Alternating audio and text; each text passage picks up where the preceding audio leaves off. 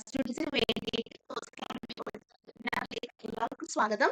അപ്പൊ നമ്മളുടെ സമയപരിമിതി കൊണ്ട് ആദ്യം തന്നെ നമുക്ക് വിന്നേഴ്സിനെ ഇൻവൈറ്റ് ചെയ്യാം. ഇന്റർവ്യൂ ഗൈഡൻസിന് എക്സ്പീരിയൻസ് ഷെയർ ചെയ്യാനായിട്ട് ഫോമർ PSC റാങ്ക് ഹോൾഡേഴ്സ് ആയിട്ടുള്ള Seema MA, Athira TS, Gracy K baby, Aleena Mathews, Nimmi Johnson, Ashitha, ഇത്രയും 6 പേരെയാണ് നമ്മൾ പ്രതീക്ഷിക്കുന്നത്.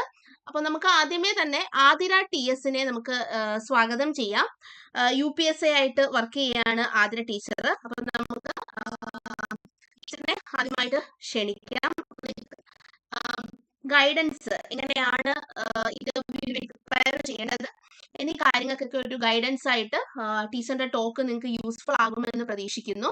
അപ്പോൾ ആതിര മിസ് അവൈലബിൾ ആണോ?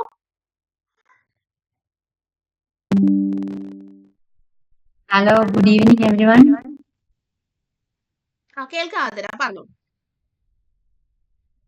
കേൾക്കാന്ന് ചോദിക്കുന്നത് എന്റെ പേര് ആതിര. ഞാൻ എറണാകുളം ജില്ലയിലെ കടവൂർ സ്കൂളിൽ UPSC ആയിട്ട് ഇപ്പോൾ വർക്ക് ചെയ്യുന്നു. 1 കൊല്ലമായി. കഴിഞ്ഞ UPയുടെ ലിസ്റ്റിൽ നിന്ന് ജോയിൻ ചെയ്ത ആളാണ്.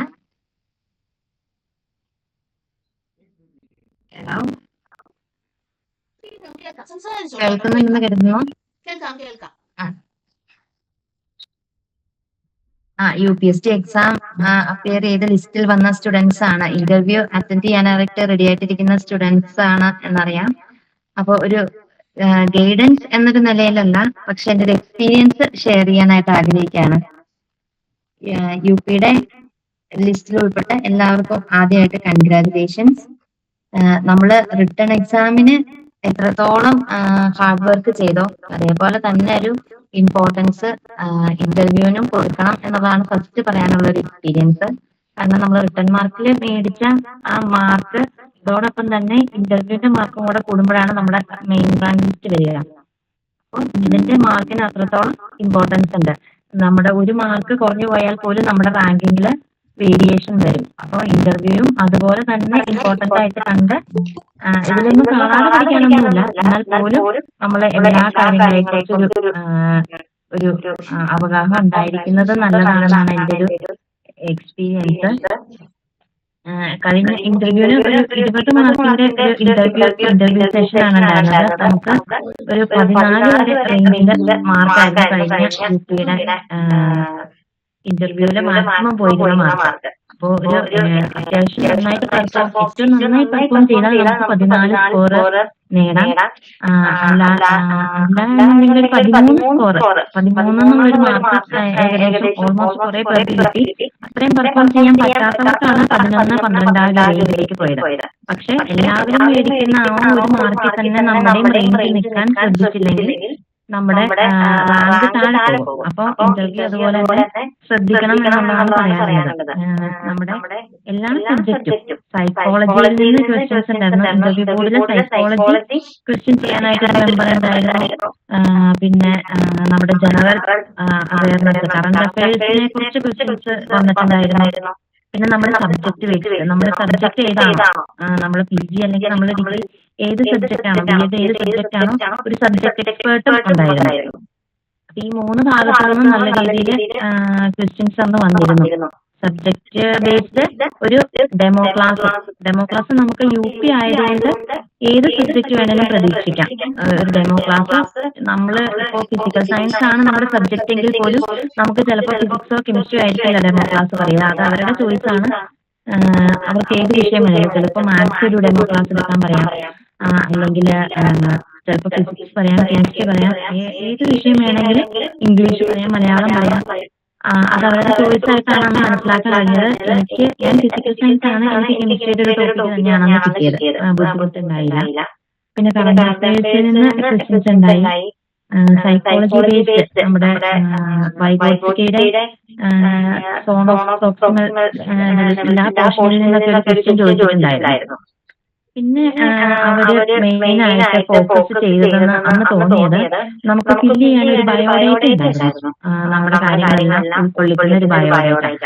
ആ ബയോഡേറ്റയിലൂടെ നമ്മൾ എന്താണോ അതിൽ എഴുതി വെച്ചിരിക്കുന്നത് ബയോഡേറ്റ പേഴ്സണൽ ആയിരിക്കുമല്ലോ, നമ്മുടെ കാര്യങ്ങളായിരിക്കും നമ്മൾ അതിനകത്ത് എഴുതിയിട്ടുണ്ടാവുക. അപ്പൊ ആ ബയോഡേറ്റയില് അവര് ബേസ് ചെയ്ത് അതിൽ നിന്ന് ക്വസ്റ്റ്യൻസ്, നമ്മുടെ പേഴ്സണൽ കാര്യങ്ങളിൽ നിന്ന് അതിൽ നിന്ന് നമ്മുടെ ക്വസ്റ്റ്യൻസ്, അംബീഷൻ എന്താണ്, അല്ലെങ്കിൽ എയിം എന്താണ്, അങ്ങനെയൊക്കെയുള്ള കാര്യം അതിലൂന്നി കുറച്ച് ക്വസ്റ്റ്യൻസ് അങ്ങനെയും ചോദിച്ചിരുന്നു. അങ്ങനെ വലിയ ടെൻഷൻ ഉണ്ടാക്കേണ്ട കാര്യമല്ല ഇന്റർവ്യൂ. നമ്മള് എത്രത്തോളം കോൺഫിഡന്റ് ആയിട്ട് അറ്റൻഡ് ചെയ്യാൻ പറ്റുമോ അത്രയും കോൺഫിഡന്റ് ആയിട്ട്, ഒരു ടെൻഷനോട് കൂടി അതിനെ അഭിമുഖീകരിക്കാതെ നമ്മള് എക്സാം ഒക്കെ എഴുതി ഇത്രയും മാർക്ക് മേടിച്ച് നമ്മള് ലിസ്റ്റിൽ വന്നിട്ടുണ്ടെങ്കിൽ ആ ഇന്റർവ്യൂ എന്നുള്ള സെഷൻ കൂളായിട്ട് കോൺഫിഡന്റ് ആയിട്ട് അറ്റൻഡ് ചെയ്യുക. നമുക്ക് മാക്സിമം മാർക്ക് ഒട്ടും കുറഞ്ഞു പോകാതെ മേടിക്കാനായിട്ട് ശ്രമിക്കാം. നമ്മുടെ റാങ്ക് നല്ല രീതിയിൽ തന്നെ നിലനിർത്താനായിട്ട് അത് സഹായിക്കും. ഇത്രയാണ് ബേസിക് ആയിട്ട് എനിക്കൊരു എക്സ്പീരിയൻസ് ഷെയർ ചെയ്യാനുള്ളത്. Thank you. താങ്ക് യു മിസ്സേ. നിങ്ങളുടെ ഒരു വാല്യുബിൾ ടൈം നമുക്ക് വേണ്ടി പ്രൊവൈഡ് ചെയ്തതിന് നമ്മുടെ സ്റ്റുഡൻസിന് ഗൈഡൻസ് ആയിട്ട് തന്നെ, എക്സ്പീരിയൻസ് ആണെങ്കിലും അവർക്ക് അതൊരു ഗൈഡൻസ് തന്നെയാണ്. അപ്പൊ അവരുടെ ഒരു ഇന്റർവ്യൂ ഗൈഡൻസ് തന്നെയാണ്. അടുത്തൊരു ബാച്ചിന് ഇതുപോലെ തന്നെ ആതിര മിസ്സിനെ പോലെ ഈ കേട്ടുകൊണ്ടിരിക്കുന്ന ആൾക്കാർ തന്നെ ഇതുപോലെ ഒരു എക്സ്പീരിയൻസ് ഷെയർ ചെയ്യാനായിട്ട് നിങ്ങൾക്കും ഒരു സാഹചര്യം വരട്ടെ എന്ന് ആശംസിക്കുന്നു. താങ്ക് യു മിസ്സേ. അപ്പൊ ഇനി അടുത്തത് നമുക്ക് ഗ്രേസ് മിസ്സിനെ വിളിക്കാം. ഗ്രേസ് മിസ് അവൈലബിൾ ആണോ? അവൈലബിൾ ആണ്. ഓക്കെ. ഗ്രേസ് മിസ് ഇടുക്കിയിലല്ലേ മിസ് ജോയിൻ ചെയ്തിരിക്കുന്ന UPSC ആയിട്ട്? ഞാൻ ഇടുക്കിയിലാണ്. ഇടുക്കിയില് UPSC ആയിട്ട് വർക്ക് ചെയ്യുന്ന മിസ്സാണ്. അപ്പൊ മിസ്സിന്റെ ഒരു എക്സ്പീരിയൻസ് ഷെയറിംഗ് നമുക്ക് കേൾക്കാം. നിങ്ങൾക്ക് തീർച്ചയായിട്ടും നിങ്ങളുടെ ഇന്റർവ്യൂവിന് ഇതെല്ലാം ഒരു മുതൽക്കൂട്ടാകുമെന്ന് വിശ്വസിക്കുന്നു. അപ്പൊ നമുക്ക് ഗ്രേസ് മിസ്സിനെ വെൽക്കം ചെയ്യാം. Welcome miss. Thank you. ആദ്യം തന്നെ എല്ലാവർക്കും എന്റെ വിദ്യാശംസകള്. റാങ്ക് ലിസ്റ്റ് ഉൾപ്പെട്ട് തന്നെ നിങ്ങളുടെ ആദ്യത്തെ ചുവടുപടിയാണ്. എല്ലാവർക്കും തന്നെ ലഭിച്ച മാർക്ക് ഇപ്പൊ എല്ലാവരും തന്നെ കൂട്ടി വെച്ചിട്ടുണ്ടാവും. നമ്മൾ ആദ്യം ചെയ്തതാണ്. അപ്പം ഒരേ മാർക്കുള്ളവർ തന്നെ ഒരുപാട് പേര് കാണും. കാരണം എനിക്ക് കിട്ടിയ മാർക്ക് എന്നൊക്കെ പറയുന്നത് 67 ആ ഒരു റേഞ്ചിലായിരുന്നു. അപ്പൊ ആ റേഞ്ചിൽ അങ്ങനെ മാർക്ക് വന്നപ്പോ ആ സെയിം മാർക്ക് തന്നെയുള്ള കുറെ പേര് നമ്മുടെ ഒപ്പം ഉണ്ടാകും. അത് ആദ്യം നിങ്ങളുടെ മനസ്സിലിരിക്കണം. അപ്പം അവിടെ നമുക്ക് അവിടെ നമുക്ക് മുന്നേറാൻ പറ്റുന്ന ഒരേ ഒരു മാർഗം നമ്മുടെ ഇന്റർവ്യൂ ആണ്. നേരത്തെ പറഞ്ഞ ആതിര മിസ് പറഞ്ഞതുപോലെ തന്നെ 20 മാർക്കിലാണ് ഫുള്ള് ഇന്റർവ്യൂവിന്റെ മാർക്ക് 20-ലാണെങ്കിൽ പോലും നമുക്ക് മാക്സിമം അറ്റൈൻ ചെയ്യാൻ പറ്റുന്ന മാർക്ക് 14 മാർക്കാണ്. അപ്പൊ 14 മാർക്കും വാങ്ങിക്കാൻ ശ്രമിക്കുക. അല്ലെങ്കിൽ ഒരു കാര്യം പറയാം, 0.33യുടെ വേരിയേഷനിൽ തന്നെ നമ്മുടെ റാങ്ക് ഒരുപാട് ബാക്കിലേക്ക് പോകുന്നത് കണ്ടിട്ടുണ്ട്. അതായത് നിങ്ങൾ റാങ്ക് ലിസ്റ്റ് ഒക്കെ എടുത്ത് നോക്കുക. അതായത് LP UPയുടെ ഒക്കെ റാങ്ക് ലിസ്റ്റ് ഒക്കെ എടുത്ത് നോക്കുക. അപ്പൊ എടുത്ത് നോക്കുമ്പോൾ നമുക്കത് നന്നായിട്ട് കാണാൻ വേണ്ടി സാധിക്കും. 0.33യുടെ വ്യത്യാസത്തിൽ തന്നെ നല്ലൊരു ഒരു 15 റാങ്ക് ഡിഫറൻസ് ഒക്കെ വരുന്നതായിട്ട് നമുക്ക് കാണാനായിട്ട് സാധിക്കും. അപ്പൊ അതുകൊണ്ട് മാക്സിമം നിങ്ങൾ ഓരോ മാർക്കും വളരെ ഇമ്പോർട്ടന്റ് ആണെന്ന് കരുതി തന്നെ നിങ്ങൾ പ്രിപ്പയർ ചെയ്യണം. അപ്പം എനിക്ക് പറയാൻ കുറച്ച് ടിപ്സ് ആണ് ഞാൻ പറയാൻ ഉദ്ദേശിച്ചേക്കുന്നത്. വേറൊന്നുമല്ല, ഇപ്പൊ നിങ്ങൾക്ക് ഒരുപാട് ക്ലാസ്സുകളൊക്കെ കിട്ടിക്കാണും. അതായത് ഏതൊക്കെ തരത്തിലുള്ള ക്വസ്റ്റ്യൻസ് നിങ്ങൾക്ക് പ്രതീക്ഷിക്കാം എന്നുള്ളതൊക്കെ നിങ്ങൾക്ക് കിട്ടിക്കാണും. അപ്പൊ അവിടെ നമ്മൾ ആ ക്ലാസ്സുകളിൽ നമ്മൾ ഏതൊക്കെ ക്വസ്റ്റ്യൻസ് ആണെന്നുള്ളത് നമുക്ക് കിട്ടിക്കഴിഞ്ഞു.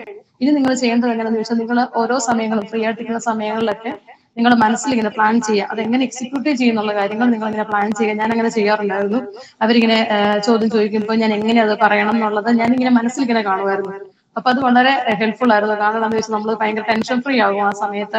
നമ്മൾ നേരത്തെ മനസ്സിൽ ഇത് വിചാരിച്ചു വെച്ചിരിക്കുകയാണെങ്കിൽ അപ്പൊ നിങ്ങൾ ഫ്രീ ആയിരിക്കുന്ന സമയങ്ങളിലൊക്കെ എപ്പോഴും ചിലപ്പോൾ നിങ്ങൾ ചുമ്മാ ബെഡിൽ കിടക്കുന്ന സമയമോ അല്ലെങ്കിൽ നമ്മൾ എന്തെങ്കിലുമൊക്കെ ജോലി, ഇപ്പം മിക്കവരും തന്നെ ജോലിയൊക്കെ ചെയ്യുന്നവരോ ജോലിക്ക് പോകുന്നവരോ അല്ലെങ്കിൽ വീടുകളിലൊക്കെ എന്തെങ്കിലും ജോലിയൊക്കെ ചെയ്തുകൊണ്ടിരിക്കുന്ന സമയത്തൊക്കെ നമ്മൾ അങ്ങനെ മനസ്സിലിങ്ങനെ പ്ലാൻ ചെയ്യുക.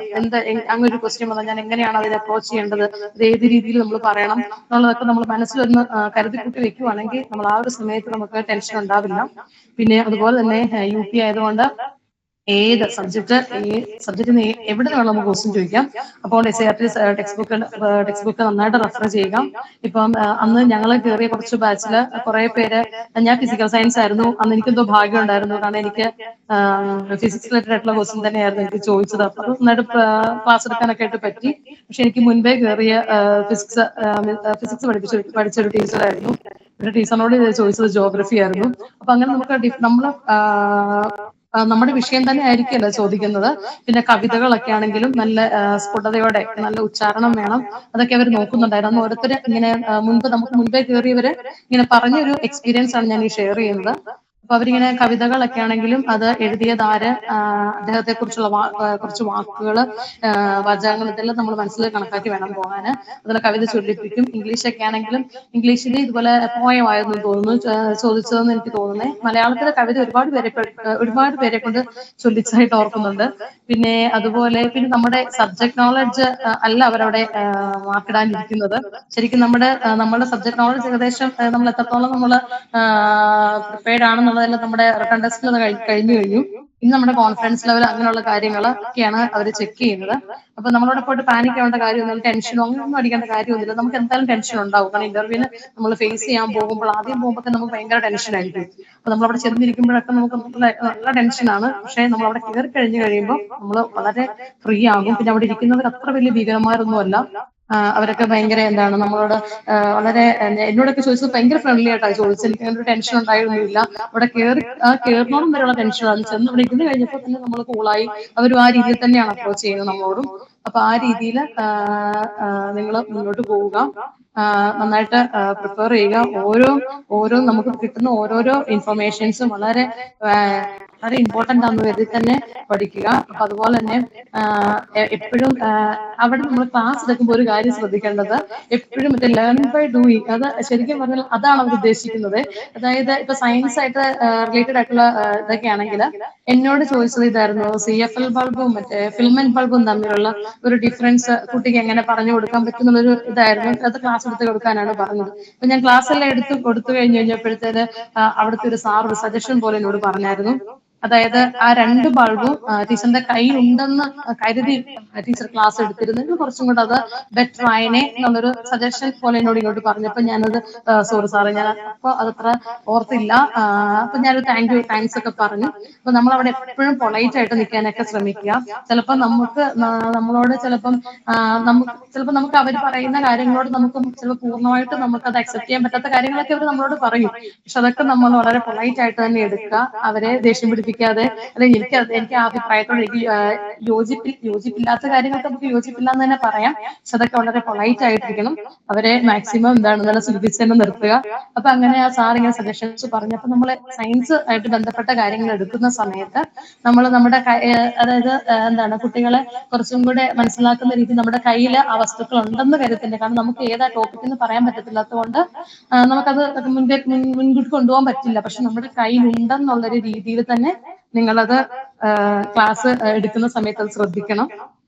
ഇത്രയും കാര്യങ്ങളൊക്കെ എനിക്കും പറയാനുള്ളൂ. അപ്പൊ എല്ലാവർക്കും എല്ലാവിധ ആശംസകളും. Thank you. അപ്പൊ നിങ്ങൾക്ക് ആർക്കെങ്കിലും സംശയങ്ങൾ എന്തെങ്കിലും ഉണ്ടെങ്കിൽ ഓപ്പൺ ആയിട്ട് ചോദിക്കാവുന്നതാണ് മിസ്സിനോട്. അപ്പൊ നിങ്ങൾ ആ മൈക്ക് ഒന്ന് ഓൺ ചെയ്ത് എന്തെങ്കിലും ഡൗട്ടുകൾ, എന്തിനെ കുറിച്ച് ക്ലാരിഫിക്കേഷൻസ് വേണമെന്നുണ്ടെങ്കിൽ നിങ്ങൾക്ക് ചോദിക്കാം കേട്ടോ.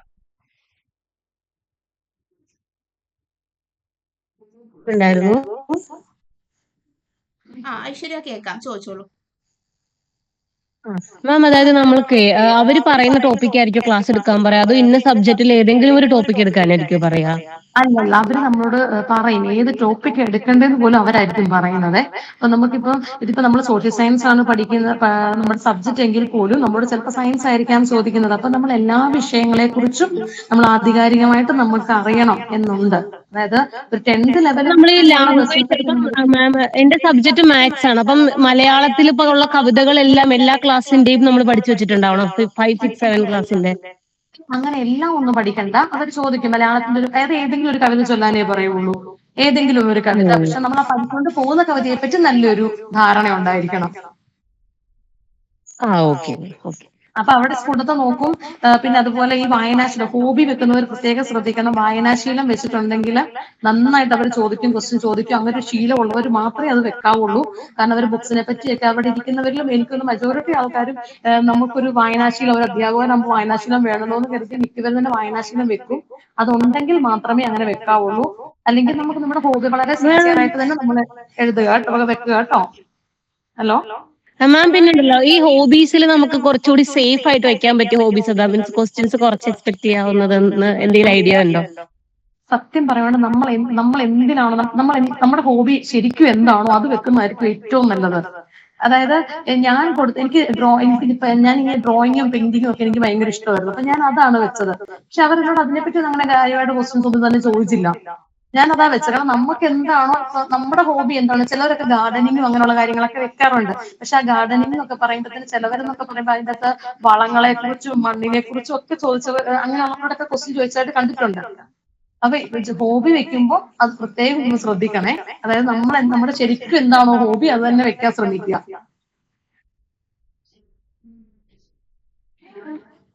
ഹലോ മാം, കേൾക്കാവോ? കേൾക്കാവേ, പറഞ്ഞേ. മാം ക്ലാസ് എടുത്തു എന്ന് പറഞ്ഞില്ലേ? അപ്പൊ ഈ കുട്ടികളുടെ പ്രീവിയസ് നോളജ് ആദ്യമേ ചെന്ന് എങ്ങനെയാ സ്റ്റാർട്ട് ചെയ്തത്? അതായത് ഒരു ടോപ്പിക് തന്നു, പ്രസന്റ് ചെയ്യുന്നത് എങ്ങനെയാ, ഫസ്റ്റ് ചെയ്യുന്നതാണ് ഇന്റർവ്യൂവിന് അപ്ലൈ ചെയ്യുന്നത്, ആദ്യം നമ്മൾ ചെയ്യാവോ? ആദ്യം നമ്മൾ ചെന്ന് കഴിയുമ്പോൾ നമ്മൾ സാധാരണ രീതിയിൽ നമ്മൾ പണ്ട് ബിഎഡിനൊക്കെ ചെല്ലുമ്പോൾ നമ്മൾ ഒരു ആർട്ടിഫിഷ്യൽ ആയിട്ട് നമ്മൾ ചോദിക്കത്തില്ല, ഇന്നലെ എന്താണ് ഭക്ഷണം കഴിച്ചത്, അങ്ങനെയൊക്കെയുള്ള നമ്മളൊരു കുശലാന്വേഷണം ഉണ്ടല്ലോ, അതവര് കേറുമ്പോഴേ പറയും ആ വക ചോദ്യങ്ങൾ ഒന്നും ചോദിക്കരുതെന്ന് ആദ്യമേ അവര് പറയും. ഞാൻ പറഞ്ഞത് ക്ലിയർ ആയല്ലോ? ക്ലിയർ ആയി. ക്ലിയർ ആയി. ഓക്കെ. അപ്പൊ എന്നോട് അവര് പറഞ്ഞ ഒരു സിറ്റുവേഷൻ ആണ് എനിക്ക് തന്നത്. സിറ്റുവേഷൻ എന്ന് വെച്ചാൽ ഇങ്ങനെയായിരുന്നു പറഞ്ഞത്. ടീച്ചർ ക്ലാസ് എടുത്തു കഴിഞ്ഞതിന് ശേഷം ഒരു കുട്ടി വന്നിട്ട് ചോദിക്കുന്നത്, ബില്ല്, ഇലക്ട്രിസിറ്റി ബില്ലില് ഇങ്ങനെ ഒരാൾ വീട്ടിൽ വന്നിരുന്നു, അപ്പൊ നിങ്ങൾ ഇതുപോലത്തെ ബൾബുകളെല്ലാം മാറ്റി CFL വെക്കുക, കറണ്ട് ബില്ല് അധികമായിട്ട്, അത് എന്തുകൊണ്ടാണ് ടീച്ചറെ അങ്ങനെ ചോദിച്ചത്? അപ്പൊ ആ കുട്ടിക്ക് കൊടുക്കാൻ പറ്റുന്ന എക്സ്പ്ലനേഷൻ ആണ് ചോദിച്ചത്.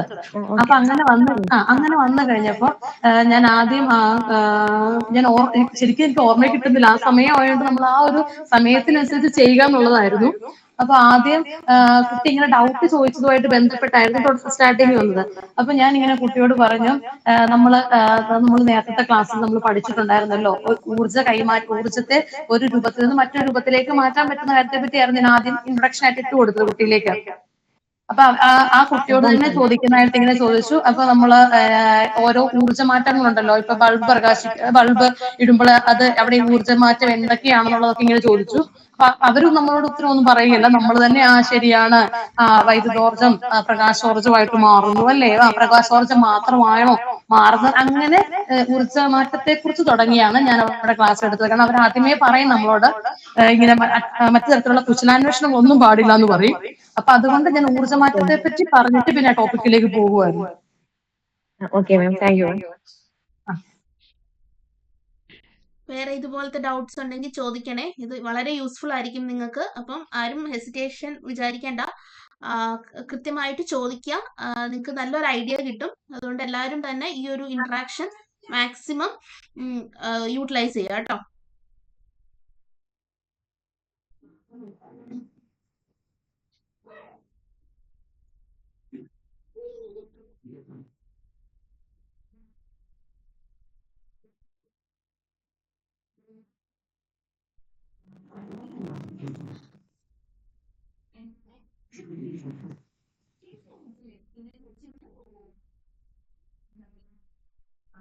ആർക്കും സംശയങ്ങളില്ലേ?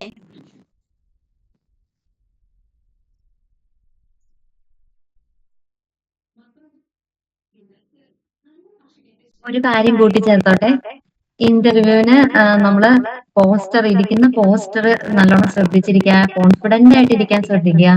അതുപോലെ അവര് ചോദിക്കുന്ന ചോദ്യങ്ങൾക്ക് ജെന്യുവിൻ ആയിട്ടുള്ള ഉത്തരം കൊടുക്കാനായിട്ട്, ഇപ്പൊ മിസ് പറഞ്ഞതുപോലെ തന്നെ ബയോഡേറ്റയിലുള്ള കാര്യങ്ങൾ വളരെ ജെന്യുവിൻ ആയിട്ടുള്ള കാര്യങ്ങൾ, നമ്മളെ പൊലിപ്പിക്കാനായിട്ട് എഴുതി വെക്കുന്നതിലുപരി ജെന്യുവിൻ ആയിട്ടുള്ള കാര്യങ്ങൾ കൊടുക്കാനായിട്ട് നല്ലോണം ശ്രദ്ധിക്കണം. അവര് അതില് ആഴ്ന്ന ഒത്തിരി ചോദ്യങ്ങൾ ചോദിക്കും. അപ്പൊ ജെന്യുവിൻ ആണെങ്കിൽ നമുക്കത് കംഫർട്ട് ആയിരിക്കും, നമുക്ക് അത്ര ഒരു പിടുത്തമില്ലായ്ക വരില്ല, ഒരു ടെൻഷൻ വരില്ല. അതൊന്ന് ശ്രദ്ധിക്കണം. Thank you. വേറെ എന്തെങ്കിലും സംശയം ഉണ്ടെങ്കിൽ ഈ മിസ്സുമാരോട് ചോദിക്കാവുന്നതാണ് നിങ്ങൾക്ക് കേട്ടോ. അതുപോലെ അവരെ അവൈലബിൾ ആയിട്ടാണ് അവർ ഇവിടെ ഓൺലൈനിൽ നിൽക്കുന്നത്. അപ്പൊ നിങ്ങൾക്ക് എന്തെങ്കിലും സംശയങ്ങൾ ഉണ്ടെങ്കിൽ ചോദിക്കാം. മൈക്ക് ഓൺ ചെയ്ത് ഫേസ് ഒന്നും കാണിക്കണ്ടല്ലോ. അപ്പൊ നിങ്ങൾ ഈ ഒരു ഓപ്പർച്യൂണിറ്റി മാക്സിമം യൂട്ടിലൈസ് ചെയ്യുക. ഒരേ ഡൗട്ട് മാം, എന്തെങ്കിലും ഡ്രസ് കോഡ് ഉണ്ടോ? അതായത് ഇന്നത് മാത്രമേ ധരിക്കാവൂ, അങ്ങനെ എന്തെങ്കിലും? നമ്മൾ കംഫർട്ടബിൾ ആയിട്ടുള്ള ഡ്രസ്സ്, നമ്മൾ കോൺഫിഡന്റ് ആയിട്ട് അപ്പിയർ ചെയ്യുന്ന, ഒത്തിരി മോഡേൺ ആയിട്ടുള്ള ഡ്രസ്സ് അങ്ങനെയല്ല, നമ്മൾ കംഫർട്ടബിൾ ആയിട്ടുള്ള കോൺഫിഡന്റ് ആയിട്ടുള്ള ഡ്രസ്സ്. അവര് സാരി ധരിച്ചു വരാനോ അല്ലെങ്കിൽ ഇന്ന ഡ്രസ്സ് വേണോ അങ്ങനെയൊന്നും പറയില്ല. പക്ഷെ നമുക്ക് ഇന്ന ഡ്രസ്സ് ഇട്ടാൽ, ഇപ്പൊ ചിലർക്ക് ചുരിദാർ, ഇപ്പൊ ലേഡീസിന്റെ കാര്യമാണ്, ചുരിദാറായിരിക്കും കംഫർട്ടബിൾ. ഇതൊരു ടീച്ചർ ഇന്റർവ്യൂ ആണല്ലോ എന്ന് ഓർത്ത് നമ്മൾ സാരി കൊടുത്ത് വലിയ അങ്ങ് ചെല്ലുന്നു. പക്ഷെ നമ്മൾ ഒട്ടും കംഫർട്ടബിൾ ആയിട്ട്, നടക്കാൻ പോലും പറ്റാതെ കംഫർട്ടബിൾ ആയിട്ട് പോകുന്നു. അത് വളരെ ബുദ്ധിമുട്ടാണ്. നമ്മൾ കംഫർട്ടബിൾ ആയിട്ടുള്ള നീറ്റ് ആയിട്ടുള്ള ഒരു ഡ്രസ്സ്, അത്രേ ഉള്ളൂ.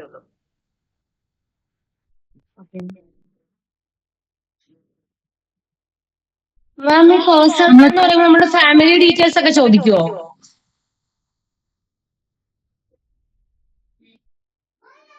ക്ലിയർ ആയില്ല. ഫാമിലി ഡീറ്റെയിൽസ് ചോദിക്കുമെന്നാണ്. അത് നിർബന്ധമല്ല. നമ്മുടെ ബോർഡ് എങ്ങനെയാണോ, ഇനിയിപ്പോ നമ്മളോട് ഇത്തിരി കൂളായിട്ട് നമ്മളെ ഒന്ന് ആക്കാൻ വേണ്ടിയിട്ട് നമ്മളോട് പേഴ്സണൽ ആയിട്ടുള്ള കാര്യങ്ങളും ചോദിക്കും. നമ്മുടെ ഒരു ആ ഒരു ഇന്റർവ്യൂ ടെൻഷൻ ഇല്ലാതെ നമ്മളെ ഒന്ന് ആക്കണം എന്നുള്ളൊരു ബോർഡാണെങ്കിൽ, ചിലര് സ്ട്രിക്റ്റ് ബോർഡൊന്നും അല്ല. ഞങ്ങളുടെ എല്ലാ ബാച്ചിനും ഒരേ ബോർഡ് ആയിരുന്നില്ല. അപ്പൊ ചിലര് വളരെ ടോക്കറ്റീവ് ആയിരുന്നു, നമ്മളെ ഒന്ന് കൂളായിട്ട് ഹാൻഡിൽ ചെയ്യുന്ന ടൈപ്പായിരുന്നു ചില ബാച്ചിനുണ്ടായിരുന്നത്.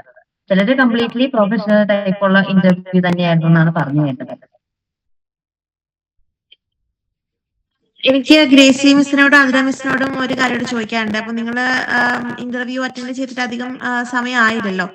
അപ്പോൾ ഈ വിദ്യാഭ്യാസവുമായി ബന്ധപ്പെട്ട് വരുന്ന ഇന്ന മാറ്റങ്ങൾ വരും, അല്ലെങ്കിൽ ഖാദർ കമ്മിറ്റി റിപ്പോർട്ട്, അങ്ങനെയുള്ള മാറ്റങ്ങളെ പറ്റി ഒരു കുറച്ച് നാളുകളായിട്ട് നല്ല ടോക്ക് നടക്കുന്നുണ്ട്. ഇപ്പൊ സ്കൂൾ ലയനം, അങ്ങനെയുള്ള കാര്യങ്ങളെ പറ്റി ഒരു ഒപ്പീനിയൻ പോലെയോ അല്ലെങ്കിൽ അതുമായി ബന്ധപ്പെട്ട എന്തെങ്കിലും ഒരു ചോദ്യം നമുക്ക് എക്സ്പെക്ട് ചെയ്യാൻ പറ്റും?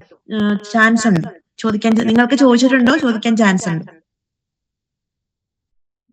ഞങ്ങളുടെ ബാച്ചിൽ ചോദിച്ചിരുന്നില്ല. പക്ഷെ ഇപ്പൊ നമ്മുടെ ടെക്സ്റ്റ് ബുക്ക് മുഴുവൻ, ഞങ്ങളുടെ UPSC പ്രിപ്പയർ ചെയ്തിരുന്ന സമയത്തുണ്ടായിരുന്ന ടെക്സ്റ്റ് ബുക്ക് അല്ല ഇപ്പൊ. ടെക്സ്റ്റ് ബുക്ക് മുഴുവൻ മാറിയിട്ടുണ്ട്. അപ്പൊ ടെക്സ്റ്റ് ബുക്ക് മാറിയതായിട്ട് ബന്ധപ്പെട്ടോ അല്ലെങ്കിൽ എന്താണ് ഈ പറഞ്ഞ പോലെ ഖാദർ കമ്മിറ്റി അങ്ങനെയുള്ള ക്വസ്റ്റ്യൻസ് വരാതിരിക്കാനുള്ള പോസിബിലിറ്റി ഇല്ല. അത് ബോർഡ് അനുസരിച്ചിരിക്കും. പക്ഷെ ഇതെല്ലാം ചോദ്യത്തിൽ നമുക്ക് വരാൻ ചാൻസ് ഉണ്ടെന്നാണ് മനസ്സിലാക്കുന്നത്. ഞങ്ങൾക്ക് ചോദിച്ചിരുന്നില്ല, പക്ഷെ വരാതിരിക്കാനുള്ള പോസിബിലിറ്റി ഇല്ല. മാം, അതുപോലെ റിപ്പീറ്റ് ആയിട്ട് ഏതെങ്കിലും ടോപ്പിക്കിൽ നിന്ന് അവര് ക്വസ്റ്റ്യൻ ചോദിച്ചതായിട്ട് ഓർക്കുന്നുണ്ടോ? അതായത് നിങ്ങളുടെ ആ സെക്ഷനിൽ മൊത്തമായിട്ട് ഏതെങ്കിലും മേഖല അവര് നന്നായിട്ട് ചോദിച്ചിട്ടുണ്ട്, അങ്ങനെ എന്തെങ്കിലും? നമുക്ക് മുമ്പ് കയറിയ ബാച്ചിലെ ഒരു ക്വസ്റ്റ്യൻ പോലും നമ്മുടെ ബാച്ചിന് വന്നിരുന്നില്ല. അപ്പൊ ഒരു ബാച്ചിൽ തന്നെ ഉള്ളവർക്ക് സെയിം ഡേ ഇന്റർവ്യൂ നടത്തുന്നവർക്ക് റിപ്പീറ്റ് ക്വസ്റ്റ്യൻ വന്നാൽ പോലും സെപ്പറേറ്റ് ബാച്ചിലുള്ളവർക്ക് റിപ്പീറ്റ് ക്വസ്റ്റ്യൻ വന്നിട്ടുണ്ടായിരുന്നില്ല എക്സ്പീരിയൻസ് ഷെയർ ചെയ്തതിൽ നിന്ന്. അതായത് മാം ഏതെങ്കിലും ക്വസ്റ്റ്യൻസ് ഒക്കെ ഓർമ്മയുണ്ടോ ഇപ്പോ? എന്റെ ഓർമ്മയിലുള്ള ക്വസ്റ്റ്യൻ സൈക്കോളജിയിലെ ക്വസ്റ്റ്യൻ ആയിരുന്നു. വൈഗോട്സ്കിയുടെ ആ ഒരു പോർഷൻ ആണ് എന്റെ ഓർമ്മയിലുണ്ടായിരുന്ന ക്വസ്റ്റ്യൻ. ബാക്കി അത്ര ഓർമ്മ വരുന്നില്ല. ഈ ഒരു ക്വസ്റ്റ്യൻ സ്കഫോൾഡിങ്ങുമായിട്ട് ബന്ധപ്പെട്ട എന്തോ ഒരു ക്വസ്റ്റ്യൻ ആയിരുന്നു. അസിമിലേഷൻ ഒക്കെ ആ ഒരു പോർഷനിൽ നിന്ന് ഒരു ക്വസ്റ്റ്യൻ ആണെന്നാണ് എന്റെ ഒരു ഓർമ്മ. മാം ഒരു ഡൗട്ട് ചോദിക്കട്ടെ.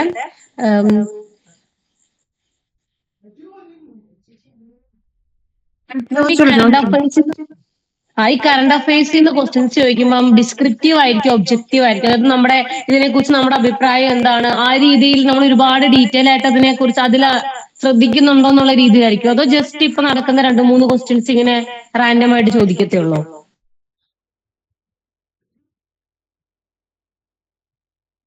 ഡിസ്ക്രിപ്റ്റീവ് ആവാൻ ചാൻസ് പറയാൻ പറ്റില്ല കേട്ടോ. കാരണം നമുക്ക് അലോട്ട് ചെയ്യുന്ന സമയം ഒരാൾക്ക് ഒരു മാക്സിമം 15 മിനിറ്റ്, അതിനുള്ളിൽ അവർക്ക് തീർക്കണം. അപ്പൊ അവര് സ്പെഷ്യലൈസ് ചെയ്യുന്ന ടോപ്പിക് ഏതാണെന്നനുസരിച്ചിരിക്കും. അങ്ങന്നാലും അത്ര ഡിസ്ക്രിപ്റ്റീവ് ആയിട്ട് അങ്ങനെ ചോദിക്കാൻ ചാൻസ് ഇല്ല.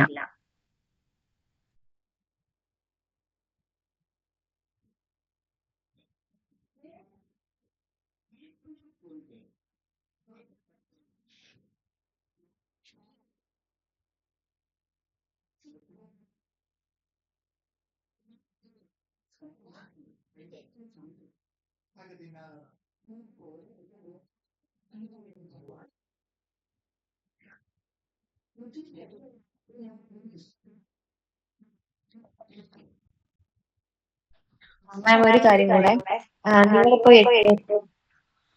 എക്സാം എഴുതിയ ഡിസ്ട്രിക്റ്റിനെ കുറിച്ച് എന്തെങ്കിലും ചോദിച്ചിട്ടുണ്ടായിരുന്നോ? അതായത് ഇവിടുത്തെ കളക്ടർ ആരാണ്, ഇവിടുത്തെ ഏതൊക്കെ സ്പെഷ്യാലിറ്റിയിലുള്ളതാണ്, അങ്ങനെ എന്തെങ്കിലും ആയിട്ട്?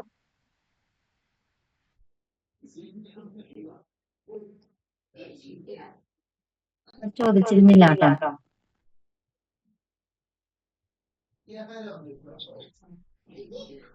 പക്ഷെ അതെല്ലാം നാഷണൽ എഡ്യൂക്കേഷൻ പോളിസിയെ പറ്റി ചോദിച്ചിട്ടുണ്ടായിരുന്നോ? ഇല്ല, എന്റെ ബാച്ചിൽ പറയുന്ന questions ഈ type of എന്നിട്ട് പുതിയ education നാഷണൽ എഡ്യൂക്കേഷൻ പോളിസിയെ പറ്റി എന്തെങ്കിലും ഉണ്ടായിരുന്നില്ല. ചോദിച്ചിട്ടുണ്ടായിരുന്നോ? ആ ബാച്ചിൽ ചോദിച്ചിട്ടുണ്ടായിരുന്നില്ല. ഓക്കെ. സിയാഷിദ, നിമ്മി, അലീന, ആരെങ്കിലും നിങ്ങളുടെ ഉണ്ടെങ്കിൽ ഒന്ന് റെസ്പോണ്ട് ചെയ്യണേ. കാരണം ആതിര മിസ് ഷെയർ ചെയ്യുന്നത് മിസ്സിന്റെ ഒപ്പീനിയൻ ആണ്, അല്ലെങ്കിൽ എക്സ്പീരിയൻസ് അല്ലെങ്കിൽ ഫ്രണ്ട്സ് പറഞ്ഞിട്ടുള്ളതാണ്. അപ്പൊ നമുക്ക് അങ്ങനെ ചോദിച്ചിരുന്നു എന്നൊരു തോന്നുന്നെങ്കിൽ ഷെയർ ചെയ്താൽ നന്നായിരുന്നു.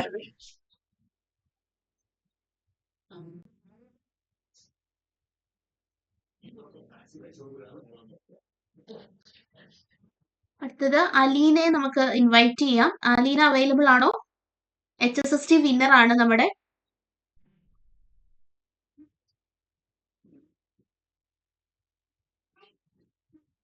മിസ്സേ അവൈലബിൾ ആണോ അലീന? അലീന ജോയിൻ ചെയ്തിട്ടുണ്ടായിരുന്നു. കേൾക്കാൻ പറ്റുന്നുണ്ടോ? അലീന മാത്യു. ഓക്കെ, ഓഡിബിൾ ആണേ. കേൾക്കാൻ പറ്റുന്നുണ്ടോ? കേൾക്കാം. അപ്പൊ അപ്പൊ എന്റെ പേര് അലീന. ഞാൻ നിലവില് ഹയർ സെക്കൻഡറി സ്കൂൾ ടീച്ചറായിട്ടാണ് വർക്ക് ചെയ്യുന്നത്. എന്റെ സബ്ജക്ട് മാത്തമാറ്റിക്സ് ആയിരുന്നു. അപ്പം ഞങ്ങളുടെ ഇന്റർവ്യൂവില് മെയിൻ ആയിട്ട് സബ്ജക്ട് നോളജ് ആയിരുന്നു കൂടുതലും ചോദിച്ചിരുന്നത്. അപ്പം പ്രിപ്പറേഷന്റെ സമയത്ത് ഞാൻ സിലബസിലുള്ള ടോപ്പിക്സ് എല്ലാം ഒന്നുകൂടി റിവൈസ് ചെയ്തിരുന്നു. പിന്നെ കറണ്ട് അഫെയർ, പിന്നെ സ്കൂൾ ആയതുകൊണ്ട് തന്നെ സ്കൂളുകളിലെ വിവിധ പദ്ധതികള്, അതുപോലെ തന്നെ മാത്സ് സയൻസ് റിലേറ്റഡ് ആയിട്ടുള്ള ഡേയ്സ് ഉണ്ടല്ലോ, ആ ഡേയ്സ്, പിന്നെ ഓരോ വർഷവും ഓരോ ദിവസത്തിന് ഓരോ തീമുണ്ട്. ഇപ്പം ഇന്റർനാഷണൽ മാത്തമാറ്റിക്സ് ഡേ ഏത് ദിവസം, ആ വർഷത്തെ തീം ഏതാണ്, തുടങ്ങിയ കാര്യങ്ങളൊക്കെയാണ് ഞാൻ നോക്കി വെച്ചിരുന്നത്. എന്റെ ഇന്റർവ്യൂ എന്നോട് ചോദിച്ചത്, ഇന്റർവ്യൂ ബോർഡിൽ 2 മെമ്പേഴ്സേ ഉണ്ടായിരുന്നുള്ളൂ. ഒന്ന് സബ്ജക്ട് എക്സ്പേർട്ടും ഒന്നൊരു PSC മെമ്പറും ആയിരുന്നു. അപ്പൊ സബ്ജക്ട് എക്സ്പേർട്ട് എന്നോട് ആദ്യം തന്നെ ചോദിച്ചത് ഏതാണ് ഫേവറേറ്റ് സബ്ജക്ട്, ഏത് സബ്ജക്റ്റിന് ക്വസ്റ്റ്യൻ ചോദിക്കാനാണ് ആഗ്രഹിക്കുന്നത് എന്നാണ് ചോദിച്ചത്. അപ്പൊ ഞാന് നിലവിൽ കോളേജിൽ പഠിപ്പിക്കുന്നുണ്ടായിരുന്നു. അപ്പൊ ഞാൻ മാത്സ് ആണെങ്കിൽ മാത്സുകാർക്ക് അറിയാമായിരിക്കും ഗ്രാഫ് തിയറി ആണ് ഞാൻ പറഞ്ഞത്. അത് നമ്മുടെ സിലബസിൽ ഇല്ലാത്തൊരു ടോപ്പിക് ആയിരുന്നു. പക്ഷെ അതിന് അങ്ങനെ കുഴപ്പമൊന്നും പറഞ്ഞില്ല. ആ ഒരു സബ്ജക്റ്റിൽ നിന്ന് തന്നെ എന്നോട് കുറെ അധികം ക്വസ്റ്റ്യൻസ് ബേസ് ലെവൽ തുടങ്ങി എനിക്ക് തോന്നുന്നു ഒരു 10-12 ക്വസ്റ്റ്യൻസ് ചോദിച്ചിരുന്നു. അപ്പം പഠിപ്പിച്ചുകൊണ്ടിരുന്നതുകൊണ്ട് തന്നെ എല്ലാ ക്വസ്റ്റ്യൻസും എനിക്ക് ആൻസർ ചെയ്യാൻ പറ്റിയിരുന്നു. എന്നിട്ട് കുറെ ക്വസ്റ്റ്യൻസ് ചോദിച്ചു. ക്വസ്റ്റ്യൻസ് മാത്സുകാർ ആരെങ്കിലും ഉണ്ടെങ്കിൽ ജസ്റ്റ് വേണമെങ്കിൽ പറയാം. എന്താണ് ഗ്രാഫ് എന്താണെന്ന് തൊട്ട്, പിന്നെ ഗ്രാഫിന്റെ degree, Hamiltonian graph, Eulerian graph, single graph എന്താണ്, bipartite graph, complete bipartite graph തുടങ്ങി കുറെ ക്വസ്റ്റ്യൻസ് ചോദിച്ചു. പിന്നെ PSC മെമ്പർ ചോദിച്ച ക്വസ്റ്റ്യൻ ഇതായിരുന്നു, നമ്മൾ കടകളിലൊക്കെ കയറുമ്പോൾ ക്ലോക്കില് സമയം 10:10 മിക്കവാറും എല്ലാ ക്ലോക്കിലും അല്ലെങ്കിൽ വാച്ചിലൊക്കെ സമയം 10:10 വെച്ചിരിക്കുന്നത്. എന്തുകൊണ്ടാണ് അങ്ങനെ വെച്ചിരിക്കുന്നത് എന്നാണ് ചോദിച്ചത്. അപ്പൊ അതിന്റെ ആൻസർ എനിക്ക് കൃത്യമായിട്ട് അറിയില്ലായിരുന്നു. ഗൂഗിളിൽ നോക്കിയപ്പോഴാണെങ്കിലും പല ആൻസേഴ്സ് അതിന് കിടപ്പുണ്ട്, നിങ്ങൾക്ക് വേണമെങ്കിൽ സെർച്ച് ചെയ്യാവുന്നതാണ്. അപ്പൊ അതെനിക്ക് ഞാൻ അറിയില്ലെന്നാണ് പറഞ്ഞത്. അപ്പൊ എന്നോട് ഒന്നുകൂടി ഒന്ന് ആലോചിച്ച് നോക്ക് എന്ന് പറഞ്ഞു. അപ്പൊ ഞാൻ ആലോചിച്ച് നോക്കിയിട്ട് ഇല്ല സാർ എനിക്ക് അറിയില്ലെന്ന് പറഞ്ഞു. പക്ഷെ അപ്പൊ ശരി, കുഴപ്പമില്ല, പോയിക്കോളും പറഞ്ഞു. അപ്പൊ അത്രയായിരുന്നു എന്റെ ഇന്റർവ്യൂവിൽ ചോദിച്ചത്. ഇപ്പൊ UPSC ആയതുകൊണ്ട് തന്നെ വേറൊരു ലെവലാണെന്ന് തോന്നുന്നു ഇന്റർവ്യൂ. അതുപോലെ തന്നെ ബയോഡേറ്റയിൽ എഴുതുന്ന കാര്യങ്ങൾക്ക് ഒത്തിരി ഇമ്പോർട്ടൻസ് ഉണ്ടെന്ന്. ഞാനിപ്പം UPSCയുടെ ഇന്റർവ്യൂവിന് വേണ്ടിയിട്ടാണല്ലോ നിങ്ങളോട് എക്സ്പീരിയൻസ് ഷെയർ ചെയ്യുന്നത്. അതുകൊണ്ട് നിലവിൽ UPSC ആയിട്ട് വർക്ക് ചെയ്യുന്ന എന്റെ ഫ്രണ്ട്സിനോട് ഞാൻ അവരുടെ ഇന്റർവ്യൂവിന്റെ എക്സ്പീരിയൻസ് ചോദിച്ചിരുന്നു. അവര് പറഞ്ഞു തന്ന കാര്യങ്ങൾ കൂടി നിങ്ങൾക്ക് ഞാൻ ഷെയർ ചെയ്ത് തരാം. മെയിനായിട്ട് അവർ പറഞ്ഞത് ബയോഡേറ്റ നന്നായിട്ട് പരിശോധിക്കും.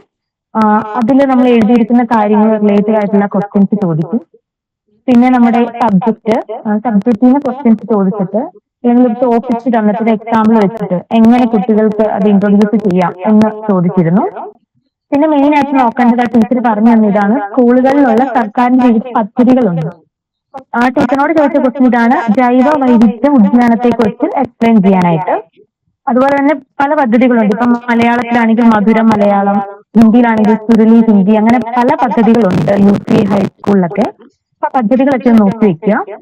പിന്നെ ചോദിച്ചൊരു ക്വസ്റ്റ്യൻ അപ്പോയിന്റ്മെന്റ് ലെറ്റർ തരുന്നത് ആരാണ്, അതുപോലെ നമ്മുടെ ഡിപ്പാർട്ട്മെന്റിനെ കുറിച്ച് നമുക്ക് എന്തോരം അറിയാം, ആ ഹയറാർക്കി ഉണ്ടല്ലോ, എഇഒ ഡിഇഒ, ആ ഒരു ഹയറാർക്കിയെ കുറിച്ച് ചോദിച്ചിരുന്നു.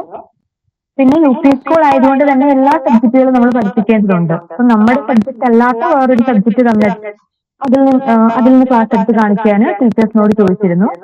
അപ്പൊ ഇത്രയൊക്കെയാണ് UP സ്കൂളിന്റെ ഇന്റർവ്യൂവിനെ കുറിച്ച് ടീച്ചർ എനിക്ക് പറഞ്ഞു തന്നത്. എന്റെ ഇന്റർവ്യൂവിനെ കുറിച്ച് ഞാൻ ഓൾറെഡി പറഞ്ഞല്ലോ. അപ്പൊ ഇത്രയാണ് എനിക്ക് ഷെയർ ചെയ്യാനുള്ളത്. അപ്പൊ ഇന്റർവ്യൂ എത്രത്തോളം ഇമ്പോർട്ടന്റ് ആണെന്നുള്ളത് ടീച്ചേഴ്സ്, മുൻപുള്ള ടീച്ചേഴ്സ് പറഞ്ഞു തന്നിരുന്നു. അപ്പം ഓരോ പോയിന്റ് വൈസ് മാർക്ക് വരെ നമുക്ക് ഇമ്പോർട്ടന്റ് ആണ്. എല്ലാവർക്കും നന്നായിട്ട് ഇന്റർവ്യൂ അറ്റൻഡ് ചെയ്യാൻ സാധിക്കട്ടെ എന്ന് ആശംസിക്കുന്നു. Thank you Aleena miss. എന്തെങ്കിലും മിസ്സിനോട് ഡൗട്ട് ചോദിക്കാനുണ്ടെങ്കിൽ ചോദിക്കാം കേട്ടോ.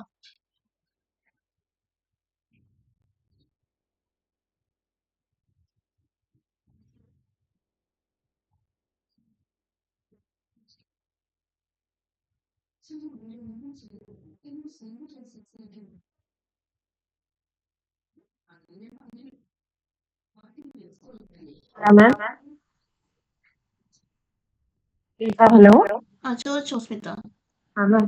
കേൾക്കാലോ.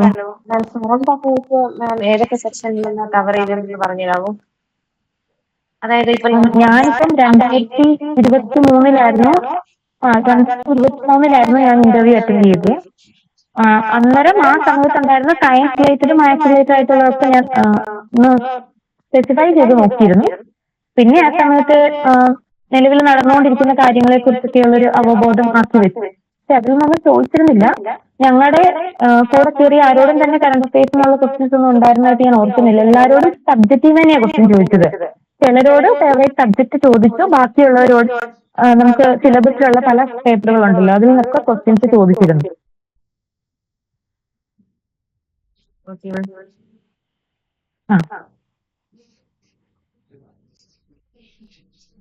Okay, thank you. നമുക്കിനി അടുത്തതായിട്ട് നിമ്മി LPSI ഇന്റർവ്യൂ അറ്റൻഡ് ചെയ്തിട്ടുള്ള ആളാണ്. നിമ്മി അവൈലബിൾ ആണോ? കേൾക്കുന്നുണ്ടോ? നിമ്മി ജോൺസൺ. ഓക്കെ, കേൾക്കാം. ഒന്ന് എക്സ്പീരിയൻസ് ഷെയർ ചെയ്യണേ. Good evening all of you. ഞാൻ ഈ വർഷമാണ് എൻ്റെ ഇന്റർവ്യൂ ഞാൻ അറ്റൻഡ് ചെയ്തത്. ഫെബ്രുവരിയിലായിരുന്നു ഇന്റർവ്യൂ LPSIയുടെ. അതിൽ എന്നോട് ചോദിച്ചത് ഹോബിയുമായി ബന്ധപ്പെട്ടുള്ള കാര്യങ്ങളായിരുന്നു. ഞാൻ ഹോബി എഴുതിയത് കുക്കിംഗ് ആയിരുന്നു. അപ്പൊ അതുമായി ബന്ധപ്പെട്ടുള്ള കാര്യമാണ്. ആദ്യം തന്നെ ഒരു മേഡം ചെന്ന് കയറിയപ്പോൾ തന്നെ എന്നോട് ചോദിച്ചത് പേഴ്സണൽ ഡീറ്റെയിൽസ് ആണ്. വീട് എവിടെയാണ്, ഏത് വർഷമാണ് DLED കഴിഞ്ഞത്, അങ്ങനെ സ്കൂളിൽ ഇപ്പം പഠിപ്പിക്കുന്നുണ്ട്, അങ്ങനെയുള്ള പേഴ്സണൽ ആയിട്ടുള്ള കാര്യങ്ങളൊക്കെ ചോദിച്ചതിന് ശേഷം എന്നോട് ചോദിച്ചു, ഹോബി എഴുതിയിരിക്കുന്നത് കുക്കിംഗ് ആണല്ലോ. കുക്കിംഗ് എന്ന് പറയുന്നത് നമ്മുടെ ഡെയിലി ലൈഫിലെ നിരന്തരം നമ്മുടെ ദൈനംദിന ജീവിതത്തിൽ ചെയ്യേണ്ട ഒരു കാര്യമല്ലേ, അതെങ്ങനെ ഒരു ഹോബി ആകും? ഹോബി എന്ന് പറയുന്നത് നമ്മുടെ ഒഴിവ് സമയങ്ങളിൽ ചെയ്യുന്ന ഒരു പ്രവൃത്തിയല്ലേ എന്നാണ് എന്നോട് ചോദിച്ചത്. അപ്പം ഞാൻ പറഞ്ഞു, ഒഴിവ് സമയങ്ങളിൽ ഞാൻ കുക്കിംഗ് ചെയ്യാറുണ്ട്, അതാണ് എൻ്റെ ഹോബി എന്ന് ഞാൻ അങ്ങോട്ട് പറഞ്ഞു. പിന്നെ അതുമായി ബന്ധപ്പെട്ടായിരുന്നു ചോദ്യങ്ങളെല്ലാം. ഒട്ടും പ്രതീക്ഷിക്കാത്ത, നമ്മൾ പാഠഭാഗങ്ങളിൽ നിന്നൊക്കെയാണ് ചോദ്യങ്ങളെന്ന് വിചാരിച്ചാണ് ഇരുന്നത്. പക്ഷെ ഒട്ടും പ്രതീക്ഷിക്കാത്ത ഒരു കാര്യമായിരുന്നു അവർ ചോദിച്ചത്. 3ാം ക്ലാസ്സിലെ ഒരു പാഠഭാഗത്തിലെ ഒരു ചാപ്റ്റർ ഉണ്ട്. അതിൽ പാചകം ചെയ്ത് കഴിക്കേണ്ടതും പാചകം ചെയ്യാതെ കഴിക്കേണ്ടതുമായ ഭക്ഷണങ്ങളെ പറ്റി പറയുന്നുണ്ട്. അതെങ്ങനെ കുട്ടികളെ പഠിപ്പിക്കും, അങ്ങനെയുള്ള ചോദ്യമായിരുന്നു എന്നോട് ചോദിച്ചത്. അപ്പൊ അതിനെ പറ്റി ഞാൻ കുറച്ച് പറഞ്ഞു. പിന്നെ എന്തിനാണ് ഭക്ഷണം പാചകം ചെയ്യുന്നത്, എന്താണ് അതിന്റെ ഗുണം, അങ്ങനെയുള്ള കാര്യങ്ങളാണ് ചോദിച്ചത്. പിന്നെ ചെറുപയർ എങ്ങനെ കഴിക്കുന്നതാണ് നല്ലത്, അതുപോലെ ഏത്തപ്പഴം എങ്ങനെ കഴിക്കുന്നതാണ് നല്ലത്, അങ്ങനെയുള്ള കുക്കിങ്ങുമായി ബന്ധപ്പെട്ട കുറച്ച് കാര്യങ്ങൾ മാത്രമായിരുന്നു. വളരെ കുറച്ച് ചോദ്യങ്ങൾ മാത്രമായിരുന്നു എന്നോട് ചോദിച്ചത്. ക്ലാസ് എടുക്കാനൊന്നും ആവശ്യപ്പെട്ടില്ല. പിന്നെ ഇത്രയും ചോദിച്ചാൽ ഓക്കെ, ഓൾ ദി ബെസ്റ്റ് എന്ന് പറഞ്ഞ് ഞാൻ പോന്നു. അത്രയായിരുന്നു എൻ്റെ ഒരു experience. Okay, thank you Nimmi. Ashitha available ആണോ? അഷിത ഒന്ന് എക്സ്പീരിയൻസ് ഷെയർ ചെയ്യണേ. എന്റെ പേര് അഷിത എന്നാണ്. ഞാൻ ഈ വർഷമാണ് ഇന്റർവ്യൂ അറ്റൻഡ് ചെയ്തത്. നിങ്ങൾ പറഞ്ഞതുപോലെ തന്നെ കറണ്ട് അഫയേഴ്സിനെ കുറിച്ചൊന്നും എന്നോടും ചോദിച്ചിട്ടില്ല. എനിക്കും ഹോബി വെച്ചായിരുന്നു അവർ തുടങ്ങിയത്. അപ്പോ ഞാൻ എഴുതിയിരുന്നത് അക്വേറിയം കീപ്പിംഗ് എന്നായിരുന്നു. എന്റെ വീട്ടിൽ അക്വേറിയം ഉള്ളതുകൊണ്ട് ഞാൻ അതാണ് എഴുതിയിരുന്നത്. അപ്പോ എന്നെ കൂളാക്കുന്നു എന്നുള്ള രീതിയിൽ അവർ കളിയായിട്ട് കുറച്ച് കാര്യങ്ങളൊക്കെ ചോദിച്ചു നോക്കിക്കൊണ്ട് നിൽക്കും. അത് ചെയ്ത് നോക്കാറുണ്ടോ, വൃത്തിയാക്കാറുണ്ടോ, അങ്ങനെയുള്ള കുറെ കാര്യങ്ങൾ ചോദിച്ചു. അതിനുശേഷം അവർ ചോദിച്ചത് നമ്മുടെ ക്ലാസ് റൂമിൽ ഇതുകൊണ്ട് വല്ല ഉപയോഗം ഉണ്ടോ എന്ന് ചോദിച്ചു. അപ്പൊ ഞാൻ പറഞ്ഞു ക്ലാസ്സിലെ കുട്ടികൾക്ക് അനുഭവത്തിലൂടെ പഠിപ്പിക്കാനായിട്ട് ഇതൊരുപാട് ഉപകരിക്കും എന്നുള്ള രീതിയിൽ സംസാരിച്ചു. അപ്പൊ അവർ ചോദിച്ചു എങ്കിൽ ക്ലാസ്സിൽ എങ്ങനെ അക്വേറിയം സെറ്റ് ചെയ്യും എന്നതിനെ കുറിച്ച് ചോദിച്ചു. അപ്പൊ അതിനെ കുറിച്ച് പറഞ്ഞു. അപ്പൊ അനുഭവം എന്നുള്ളൊരു വാക്ക് വന്നതുകൊണ്ട് അവർ ചോദിച്ചത് മലയാളം എന്ന് പറയുന്ന സബ്ജക്റ്റില് അനുഭവം, അത് കഥ എന്നത് എങ്ങനെ നമുക്ക് ഒരു അനുഭവത്തിലൂടെ പറഞ്ഞു കൊടുക്കാൻ പറ്റും എന്നുള്ള കാര്യങ്ങളിലൂടെ കൊണ്ടുപോയി. അങ്ങനെ ചോദിച്ചു. അതായത് എനിക്ക് തോന്നിയത് നമ്മൾ എന്ത് കാര്യമാണോ പറയുന്നത് അതിൽ നിന്നാണോ ഓരോ ക്വസ്റ്റ്യൻസും ചോദിക്കുന്നതെന്നാണ് എനിക്ക് തോന്നിയത്. അപ്പൊ അനുഭവം എന്നുള്ള വാക്ക് വന്നതുകൊണ്ട് അങ്ങനെ പോയി. അപ്പൊ അതിനെക്കുറിച്ച് ഇങ്ങനെ പറഞ്ഞു വന്നപ്പോ ICT സാധ്യത അങ്ങനെ കുറച്ച് കാര്യങ്ങളിലേക്ക് പോയി. അപ്പൊ പിന്നെ ഒരു കഥ എങ്ങനെ ICT സാധ്യതയിലൂടെ കുട്ടികൾക്ക് പറഞ്ഞു കൊടുക്കാം എന്നുള്ളതിനെ കുറിച്ചായി ചർച്ച. അത് കഴിഞ്ഞിട്ട് പിന്നെ ചോദിച്ചു എല്ലാ ക്ലാസ് മുറികളിലും ഈ അതായത് അനുഭവങ്ങളിലൂടെയുള്ള പഠനം സാധ്യമാണോ എന്നുള്ള രീതിയിൽ അവർ ചോദിച്ചായിരുന്നു. അപ്പൊ ഞാൻ പറഞ്ഞു യുദ്ധം എന്നുള്ള കാര്യങ്ങളിൽ അത് സാധ്യമല്ല, അപ്പൊ ICT സാധ്യത ഉപയോഗപ്പെടുത്താം എന്നുള്ള രീതികളിലാണ് സംസാരിച്ചു പോയത്. അതായത് എനിക്ക് ഇന്റർവ്യൂ മൊത്തത്തിൽ നോക്കിയപ്പോൾ എനിക്ക് മനസ്സിലായത് നമ്മൾ എന്ത് പറയുന്നു, നമ്മൾ കൊടുക്കുന്ന ക്ലൂസിൽ നിന്നാണ് അവർ ക്വസ്റ്റ്യൻസ് ഉണ്ടാക്കുന്നത്. അപ്പോ നമ്മൾ തന്നെയാണ് എന്ത് നമ്മളോട് ചോദിക്കണം എന്നുള്ളതിനുള്ള ഹിന്റ് കൊടുക്കുന്നത് അവർക്ക്. എനിക്ക് അങ്ങനെ തോന്നുന്നുണ്ട്. അപ്പോ നമ്മൾ തന്നെയാണ് നമുക്കുള്ള ക്വസ്റ്റ്യൻസ് പ്രിപ്പയർ ചെയ്യണമെന്ന് എനിക്ക് തോന്നിയിട്ടുണ്ട്. എനിക്ക് ഇത്രയാണ് പറയാനുള്ളത്. ബാക്കിയുള്ളത് എല്ലാവരും പറഞ്ഞു കഴിഞ്ഞു. Thank you. അപ്പോൾ നമുക്ക് നല്ലൊരു ഗൈഡൻസ് ആയിരുന്നു ഇന്റർവ്യൂ എക്സ്പീരിയൻസ് വഴി ഇത്രയും ടീച്ചേഴ്സ് നമുക്ക് തന്നത്. നിങ്ങൾക്ക് എല്ലാവർക്കും ഒരുപാട് യൂസ്ഫുൾ ആയി എന്ന് പ്രതീക്ഷിക്കുന്നു. അപ്പോൾ നമുക്ക് അടുത്ത നമ്മുടെ സ്കെഡ്യൂളിലേക്ക് കടക്കാം. അപ്പോൾ എല്ലാവരും വന്നതിൽ ഒരുപാട് താങ്ക്സ്. അപ്പോൾ നിങ്ങളുടെ ഒരു വാല്യുബിൾ ടൈം നമുക്ക് വേണ്ടി സ്പെൻഡ് ചെയ്തതിന് ഒരുപാട് നന്ദി. ടോസ് അക്കാഡമിയുടെ പേരിലും ഞങ്ങളുടെ സ്റ്റുഡൻസിന്റെ പേരിലും നിങ്ങളെ അറിയിക്കുകയാണ്. Thank you so much. നിങ്ങൾക്ക് മനസ്സിലാക്കി ഡൗട്ട്സ് ചോദിക്കാനുണ്ടെങ്കിൽ ലാസ്റ്റ് ആയിട്ട് ചോദിക്കും കേട്ടോ.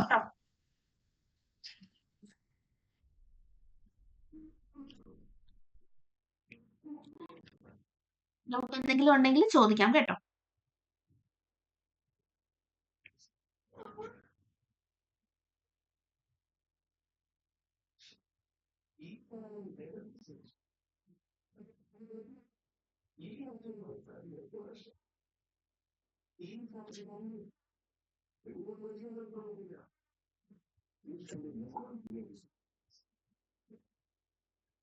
ഓക്കെ, അപ്പോൾ നമുക്ക് നമ്മുടെ നെക്സ്റ്റ് സെക്ഷനിലേക്ക് കടക്കാം.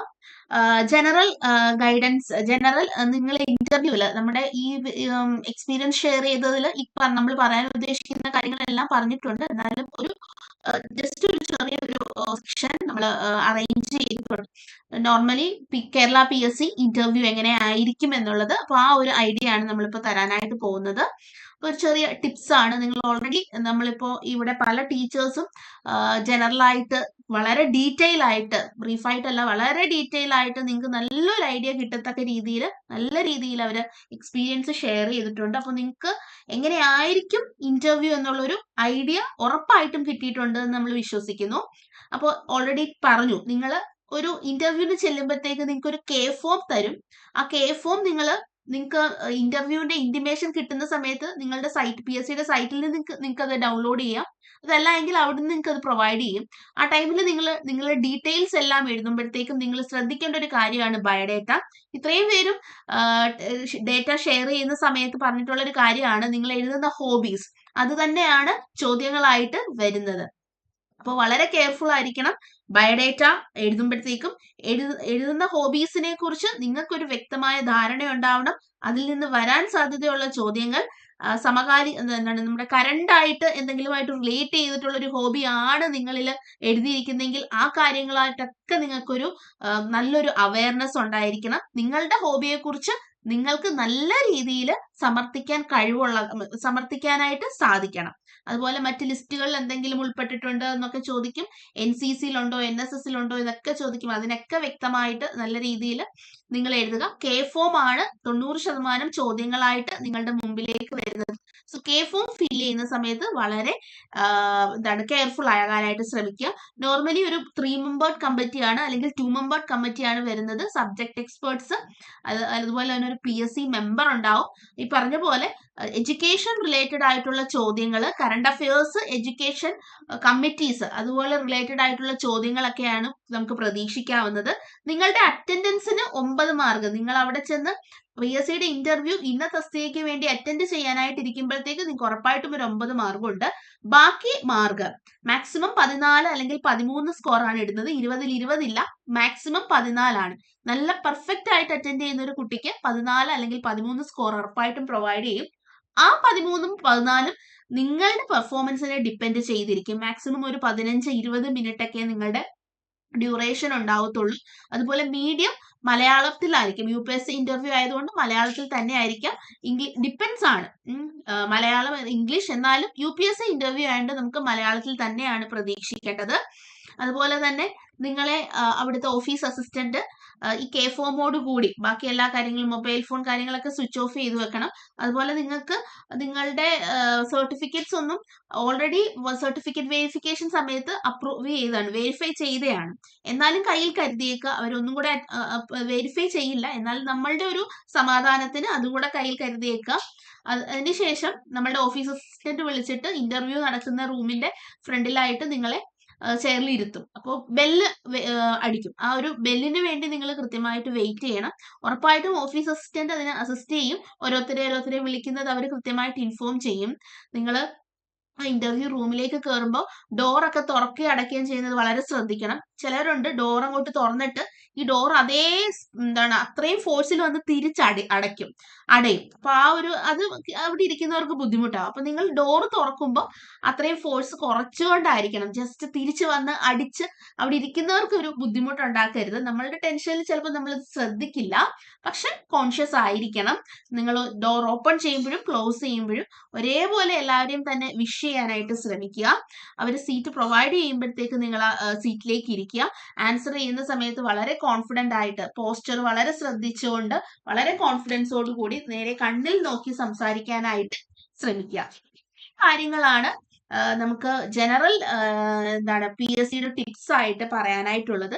നമ്മളുടെ വിന്നേഴ്സ് എല്ലാം തന്നെ വളരെ ഡീറ്റെയിൽ ആയിട്ട് പറഞ്ഞുകൊണ്ട് ഈ ഒരു സെക്ഷൻ വളരെ പെട്ടെന്ന് തന്നെ നമുക്ക് നിങ്ങളിലേക്ക് എത്തിക്കാൻ സാധിക്കും. കാരണം ഓൾറെഡി ഈ ഞാൻ പ്രിപ്പയർ ചെയ്ത് വെച്ചിരിക്കുന്ന സ്ലൈഡിന്റെ തന്നെ ഒരു ആവശ്യമില്ല. അത്രയും നല്ല ടോക്ക് ആയിരുന്നു നമ്മുടെ വിന്നേഴ്സ് നിങ്ങൾക്ക് പ്രൊവൈഡ് ചെയ്തത്. നിങ്ങൾക്ക് നല്ലൊരു ഐഡിയ കിട്ടും. അപ്പൊ ഈ ഒരു സ്ലൈഡ് കാണുമ്പോഴും അവരുടെ ടോക്കും കൂടെ ചേർക്കുമ്പോഴത്തേക്ക് നിങ്ങൾക്ക് നല്ലൊരു ഐഡിയ കിട്ടും.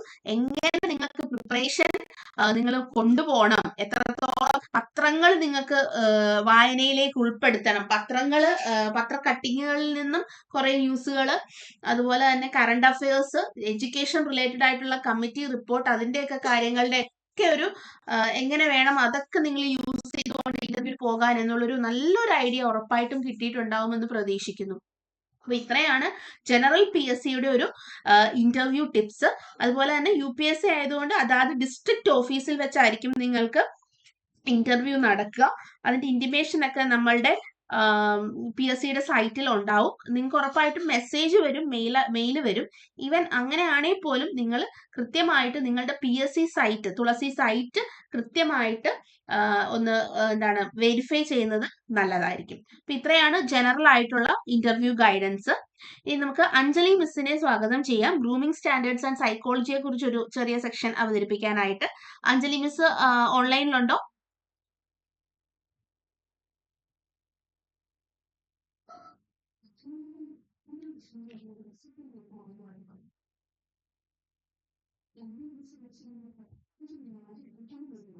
Anjali miss hello. ഓക്കെ, നമുക്ക് അഞ്ജലി മിസ് ഇപ്പോ ഓഫ്ലൈൻ ആണെന്ന് തോന്നുന്നു. കേൾക്കാമോ ഞാൻ പറയുന്നേ? ഓക്കെ, ഇപ്പൊ കേൾക്കാം. ഹലോ, ഇപ്പൊ കേൾക്കാം മിസ്സേ, കേൾക്കാം. ഹലോ. ഓക്കെ. അപ്പോ ഹായ് ഓൾ, എന്റെ പേര് അഞ്ജലി എന്നാണ്. ദിവ്യ മിസ് പറഞ്ഞതുപോലെ ഒരു ഗ്രൂമിംഗ് സ്റ്റാൻഡേർഡ്സും അതേപോലെ സൈക്കോളജിക്കൽ ആയിട്ടുള്ള കാര്യങ്ങളുമാണ് ഡിസ്കസ് ചെയ്യാനായിട്ട് പോകുന്നത്. നിങ്ങൾക്ക് ആ ടീച്ചേഴ്സ് എടുത്തിട്ടുള്ള ആ ഒരു ഫസ്റ്റ് ബിഗിനിങ് സെക്ഷനിൽ നിന്ന് എനിക്ക് തോന്നുന്നു ഓൾമോസ്റ്റ് ഞങ്ങൾ പ്രിപ്പയർ ചെയ്ത് വെച്ചിട്ടുള്ള എല്ലാ കാര്യങ്ങളും ആ ടീച്ചേഴ്സ് സംസാരിച്ച് പോയിട്ടുണ്ട്. ഞാൻ ഓഡിബിൾ അല്ലേ? ആണ് മിസ്, ഓഡിബിൾ ആണ്. ഓക്കെ. അപ്പൊ ഞാനൊരു സ്ക്രീൻ ഷെയർ ചെയ്യാം കേട്ടോ.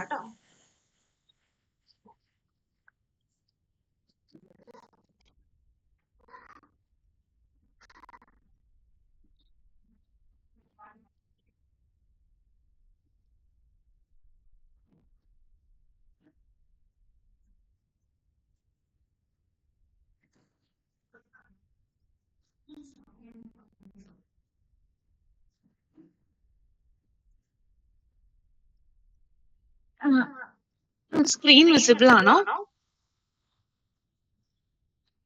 ആണ് മിസ്, ആണ്. ഓക്കെ. അപ്പൊ നമ്മള് ഗ്രൂമിംഗ് സ്റ്റാൻഡേർഡ്സിനെ കുറിച്ചിട്ടാ പറയുന്നത്. ടീച്ചേഴ്സ് എടുത്തിട്ടുള്ള ബിഗിനിങ് സെക്ഷനിൽ അവര് വളരെ മനോഹരമായിട്ട് പറഞ്ഞു പോയിട്ടുള്ള ഒത്തിരി കാര്യങ്ങൾ തന്നെയാണ് നമ്മൾ ഡിസ്കസ് ചെയ്യാനായിട്ട് പോകുന്നത്. അപ്പൊ നിങ്ങൾ തുടക്കം തൊട്ട് ആ ഇന്റർവ്യൂ ഒരു 10-15 മിനിറ്റ് നീണ്ടു നിൽക്കുന്ന ഈ ഒരു ഇന്റർവ്യൂവിൽ നിങ്ങൾ ഉറപ്പായിട്ടും ഏറ്റവും പൊളൈറ്റ് ആയിട്ട് ഇരിക്കാനായിട്ട് ശ്രദ്ധിക്കുക. ആ കൂടെ ഒരു ഇന്റർവ്യൂ അറ്റയർ എന്ന് പറയുമ്പോൾ ഇപ്പൊ നമ്മൾ ടീച്ചിങ് റിലേറ്റഡ് ആയിട്ടുള്ള ഒരു ജോബിലേക്കുള്ള ഒരു PSC ഇന്റർവ്യൂവിനാണ് നമ്മൾ പോകുന്നത്. അപ്പൊ നമ്മുടെ മനസ്സിലേക്ക് വരുന്ന അറ്റയർ എന്ന് പറയുന്നത് സാരിയാണ്. പക്ഷെ സാരി എന്നുള്ളൊരു സ്പെസിഫിക്കേഷൻ എവിടെയും പറയുന്നില്ല. അപ്പൊ ഒരു വെൽ groomed ആയിട്ടുള്ള നിങ്ങൾക്ക് കംഫർട്ടബിൾ ആയിട്ടുള്ള ഒരു അറ്റയർ, അത്രയും നമ്മൾ ഓർത്താൽ മതി. പിന്നെ നമ്മൾ ശ്രദ്ധിക്കേണ്ട കുറച്ച് കാര്യങ്ങൾ എന്ന് പറയുമ്പോൾ ഒരു ഇന്റർവ്യൂ ആണ്, നമ്മളൊരു പ്രൊഫഷണൽ ആയിട്ട് പോകണം എന്നുള്ളത് കാരണം കുറച്ച് പ്രൊഫഷണൽ ടച്ച് മെയിൻറ്റെയിൻ ചെയ്യാം. നമ്മൾ ഉപയോഗിക്കുന്ന ആക്സസറീസിൽ എല്ലാം ആ ഒരു പ്രൊഫഷണൽ ടച്ച് കൊണ്ടുവരാം. വളരെ ചങ്കി ആയിട്ടുള്ള ഐറ്റംസ് ഒക്കെ ഒന്ന് ഒഴിവാക്കി വളരെ സിമ്പിൾ ആൻഡ് എലഗന്റ് ആയിട്ടുള്ള ആ ഒരു ആക്സസറീസ് ഒക്കെ യൂസ് ചെയ്യുക. ആ ഒരു പേസ്റ്റൽ ടോണൊക്കെ ഒന്ന് മെയിൻറ്റെയിൻ ചെയ്യാൻ പറ്റുമെങ്കിൽ കംഫർട്ടബിൾ ആയിരിക്കും. അതുപോലെ നിങ്ങൾ റിമെമ്പർ ചെയ്യേണ്ട കാര്യം എന്ന് പറയുന്നത്, നിങ്ങൾ ആ ഒരു ഹാളിലേക്ക് എൻ്റർ ചെയ്യുന്ന ആ ഒരു മൊമെന്റ് മുതൽ നിങ്ങൾ വളരെ അലേർട്ട് ആയിരിക്കണം. സോ ആ ഒരു ഡോറ് തുറക്കുമ്പോഴും നിങ്ങൾക്കൊരു സീറ്റ് ഓഫർ ചെയ്യുമ്പോഴും ആ സീറ്റ് നിങ്ങളുടെ അടുത്ത് ഇരിക്കാൻ പറഞ്ഞതിന് ശേഷം നിങ്ങൾ ഇരിക്കുക. അതേപോലെ അവരൊന്ന് വിഷ് ചെയ്യുക. അവിടെ ഇരിക്കുന്ന എത്ര ടീച്ചേഴ്സ് ഉണ്ടെന്ന് വെച്ചിട്ടുണ്ടെങ്കിൽ അത്രയും ടീച്ചേഴ്സിന്റെ കണ്ണിൽ നോക്കി ഇൻഡിവിജ്വലി അവരെ വിഷ് ചെയ്യുക. അതായത് ഒരു ഗുഡ് മോർണിംഗ് ഒറ്റയടിക്ക് പറയാതെ good morning sir, good morning ma'am എന്നിങ്ങനെ സ്പെസിഫിക്കലി തിരിച്ച് ഓരോരുത്തരെയും നിങ്ങൾ വിഷ് ചെയ്യുക. അതുപോലെ നിങ്ങളുടെ മുമ്പിൽ നിങ്ങൾക്ക് തന്നിട്ടുള്ള ആ ഒരു സീറ്റ്, നമുക്കറിയാം നമുക്ക് ഇരിക്കാനുള്ള സീറ്റ് ആണെന്ന് അറിഞ്ഞാൽ പോലും അവർ നിങ്ങളുടെ അടുത്ത് ആ സീറ്റ് നിങ്ങൾക്കായി ഓഫർ ചെയ്യുമ്പോൾ താങ്ക് യു പറഞ്ഞിട്ട് നിങ്ങൾ ആ സീറ്റിലിരിക്കുക. പിന്നെ നമ്മുടെ പോസ്റ്ററെല്ലാം വളരെ സ്ട്രേറ്റ് ഫോർവേഡ് ആയിട്ടുള്ള പോസ്റ്റേഴ്സിൽ നമ്മൾ ഇരിക്കുക. അതേപോലെ നമുക്ക് ടെൻഷൻസ് ഉണ്ടാകും, നമുക്ക് നല്ല രീതിക്ക് ടെൻഷൻ ഉണ്ടാവും. അപ്പൊ എപ്പോഴും ഇങ്ങനെ സമയം നോക്കുക, അതുപോലെ ഞെട്ടി ഒടിച്ചുകൊണ്ടിരിക്കുക, കാലിട്ട് നിലത്ത് ടാപ്പ് ചെയ്തുകൊണ്ടിരിക്കുക, ഫിംഗേഴ്സ് ഇങ്ങനെ ഡെസ്കിലിട്ട് കൊട്ടിക്കൊണ്ടിരിക്കുക, അങ്ങനത്തെ അനാവശ്യമായിട്ടുള്ള കാര്യങ്ങളൊക്കെ ഒഴിവാക്കി വളരെ കോൺഫിഡൻസ് ആയിട്ട് ഇരിക്കുക. അതുപോലെ മാക്സിമം ഐ കോണ്ടാക്ട് മെയിൻറ്റെയിൻ ചെയ്യാനായിട്ട് ശ്രദ്ധിക്കുക. എപ്പോഴും ഓൾവേസ് ഒരു പൊളൈറ്റ് ടോൺ നിങ്ങൾ കീപ്പ് ചെയ്യുക. അതുപോലെ എപ്പോഴും ഒരു സ്മൈലിംഗ് ഫേസ് ആയിരിക്കണം ഉണ്ടാവുക. ഈ ഫിഡ്ജറ്റിംഗ് എന്ന് പറഞ്ഞ കാര്യം ഇത് തന്നെയാണ്. അനാവശ്യമായിട്ട് കാലിൽ തട്ടുക, വിരല് ഇട്ടിങ്ങനെ ശബ്ദം ഉണ്ടാക്കുക, ഞെട്ടി ഓടിക്കുക, അങ്ങനത്തെ കാര്യങ്ങളെല്ലാം ഒഴിവാക്കുക. ഒട്ടും ഷൈ ആയിട്ടിരിക്കേണ്ട കാര്യമൊന്നുമില്ല. കാരണം ഒരുപാട് പേര് എഴുതിയ പരീക്ഷയിൽ നിന്നും വളരെ ലിമിറ്റഡ് നമ്പർ ഓഫ് കുട്ടികൾക്ക് കിട്ടിയിട്ടുള്ള ഒരു ഇതാണ്. അപ്പൊ നിങ്ങൾ അത്രയും നല്ലൊരു കാൻഡിഡേറ്റ് ആയതുകൊണ്ടാണ് നിങ്ങൾ റാങ്ക് ലിസ്റ്റിൽ വന്നത്, എനിക്ക് ഇന്റർവ്യൂ വരെ നിങ്ങൾ എത്തിയത്. അപ്പൊ നിങ്ങൾ ഷൈ ആവേണ്ട കാര്യമൊന്നും തന്നെ ഇല്ല. ഓക്കെ, ഇത് നിങ്ങൾക്ക് ക്ലിയർ ആയോ ഞാൻ ഈ പറഞ്ഞത്? ഓക്കെ.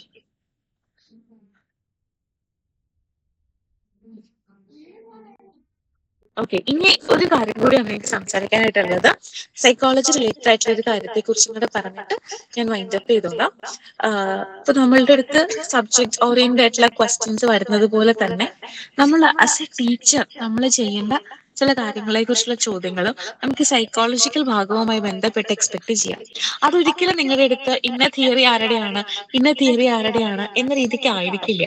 ഒരു എക്സാമ്പിൾ പറയുകയാണെങ്കിൽ, ഇപ്പൊ നിങ്ങളുടെ ക്ലാസ്സിൽ ഇത്ര നമ്പർ ഓഫ് കുട്ടികളുണ്ട്, ഇത്ര നമ്പർ ഓഫ് കുട്ടികളിൽ ഇത്ര നമ്പർ സ്ലോ ലേണേഴ്സ് ആണ്, ഇത്ര നമ്പർ ഫാസ്റ്റ് ലേണേഴ്സ് ആണ്, അല്ലെങ്കിൽ നിങ്ങൾ എങ്ങനെ ഒരു റെമഡിയൽ ടീച്ചിങ് നിങ്ങൾ പ്രൊവൈഡ് ചെയ്യും, നിങ്ങൾ എങ്ങനെ ഒരു ഡയഗ്നോസ്റ്റിക് ടെസ്റ്റ് കണ്ടക്ട് ചെയ്യും എന്നൊക്കെ പറയുമ്പോൾ നിങ്ങൾ വളരെ യുണീക്കായിട്ട്, വളരെ സ്പെസിഫിക് ആയിട്ട് ഏതെങ്കിലുമൊക്കെ തിയറീസുമായി കണക്ട് ചെയ്ത് നിങ്ങൾ ആൻസർ ചെയ്യാനായിട്ട് ശ്രദ്ധിക്കുക. പിന്നെ എപ്പോഴും നിങ്ങളുടെ മൈൻഡിൽ ഒരു കാര്യം നിങ്ങൾ കീപ്പ് ചെയ്യുക, നിങ്ങളെ അവിടെ ഏറ്റവും യുണീക്ക് ആയിട്ട് പ്രസന്റ് ചെയ്യാൻ നിങ്ങൾക്ക് സാധിക്കണം. എങ്ങനെ യുണീക്നെസ് കൊണ്ടുവരാൻ പറ്റുക? മറ്റേ നമ്മൾ പറഞ്ഞില്ലേ 14 മാർക്ക് എന്ന് പറഞ്ഞ 13-നും 14-നും ഇടയിൽ ആ ഒരു മാർക്ക്, അത് നിങ്ങളുടെ യുണീക്നെസ് നിങ്ങൾക്ക് നേടിത്തരും. നിങ്ങൾ ആസ് എ ടീച്ചർ നിങ്ങൾ എങ്ങനെ യുണീക്ക് ആകുന്നു, എന്താണ് മറ്റ് അധ്യാപകരിൽ നിന്നും നിങ്ങളുടെ പ്രത്യേകത, നിങ്ങളുടെ വ്യത്യാസം. അപ്പൊ ഈ ദിവസങ്ങളിൽ ആലോചിച്ച് വെക്കുക, ഞാനൊരു അധ്യാപിക, എന്നെ ഏറ്റവും വ്യത്യസ്തമാക്കുന്ന എന്റെ കഴിവ് എന്താണ്. അല്ലെങ്കിൽ ഇപ്പൊ ചില ടീച്ചേഴ്സിന്റെ സ്കാഫോൾഡിങ്ങിന് ഭയങ്കര കഴിവായിരിക്കും, ചില ടീച്ചേഴ്സിന്റെ ക്വസ്റ്റ്യനിങ്ങിന് ഭയങ്കര കഴിവായിരിക്കും. അപ്പൊ എന്താണോ നിങ്ങളുടെ ആ ഒരു യുണീക്ക് ചാലഞ്ച്, അത് ഐഡന്റിഫൈ ചെയ്ത് അത് അവരെ കൺവിൻസ് ചെയ്യാൻ നിങ്ങൾക്ക് സാധിക്കും. ഓക്കെ, ഡൗട്ട് ഉണ്ടോ ഞാൻ പറഞ്ഞതില്?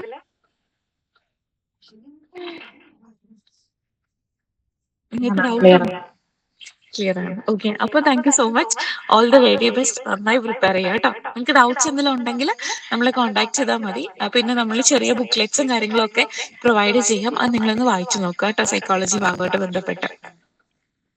അപ്പൊ താങ്ക് യു അഞ്ജലി മിസ്. നമുക്കിനി അനീറ്റ മിസ്സിനെ ഇൻവൈറ്റ് ചെയ്യാം.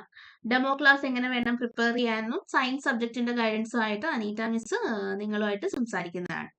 അനീറ്റ മിസ്സേ. ഹലോ, കേൾക്കാവോ? കേൾക്കാം മിസ്സേ, കണ്ടിന്യൂ. ഓക്കെ, ഞാനേ സ്ക്രീൻ ഒന്ന് ഷെയർ ചെയ്യാം കേട്ടോ.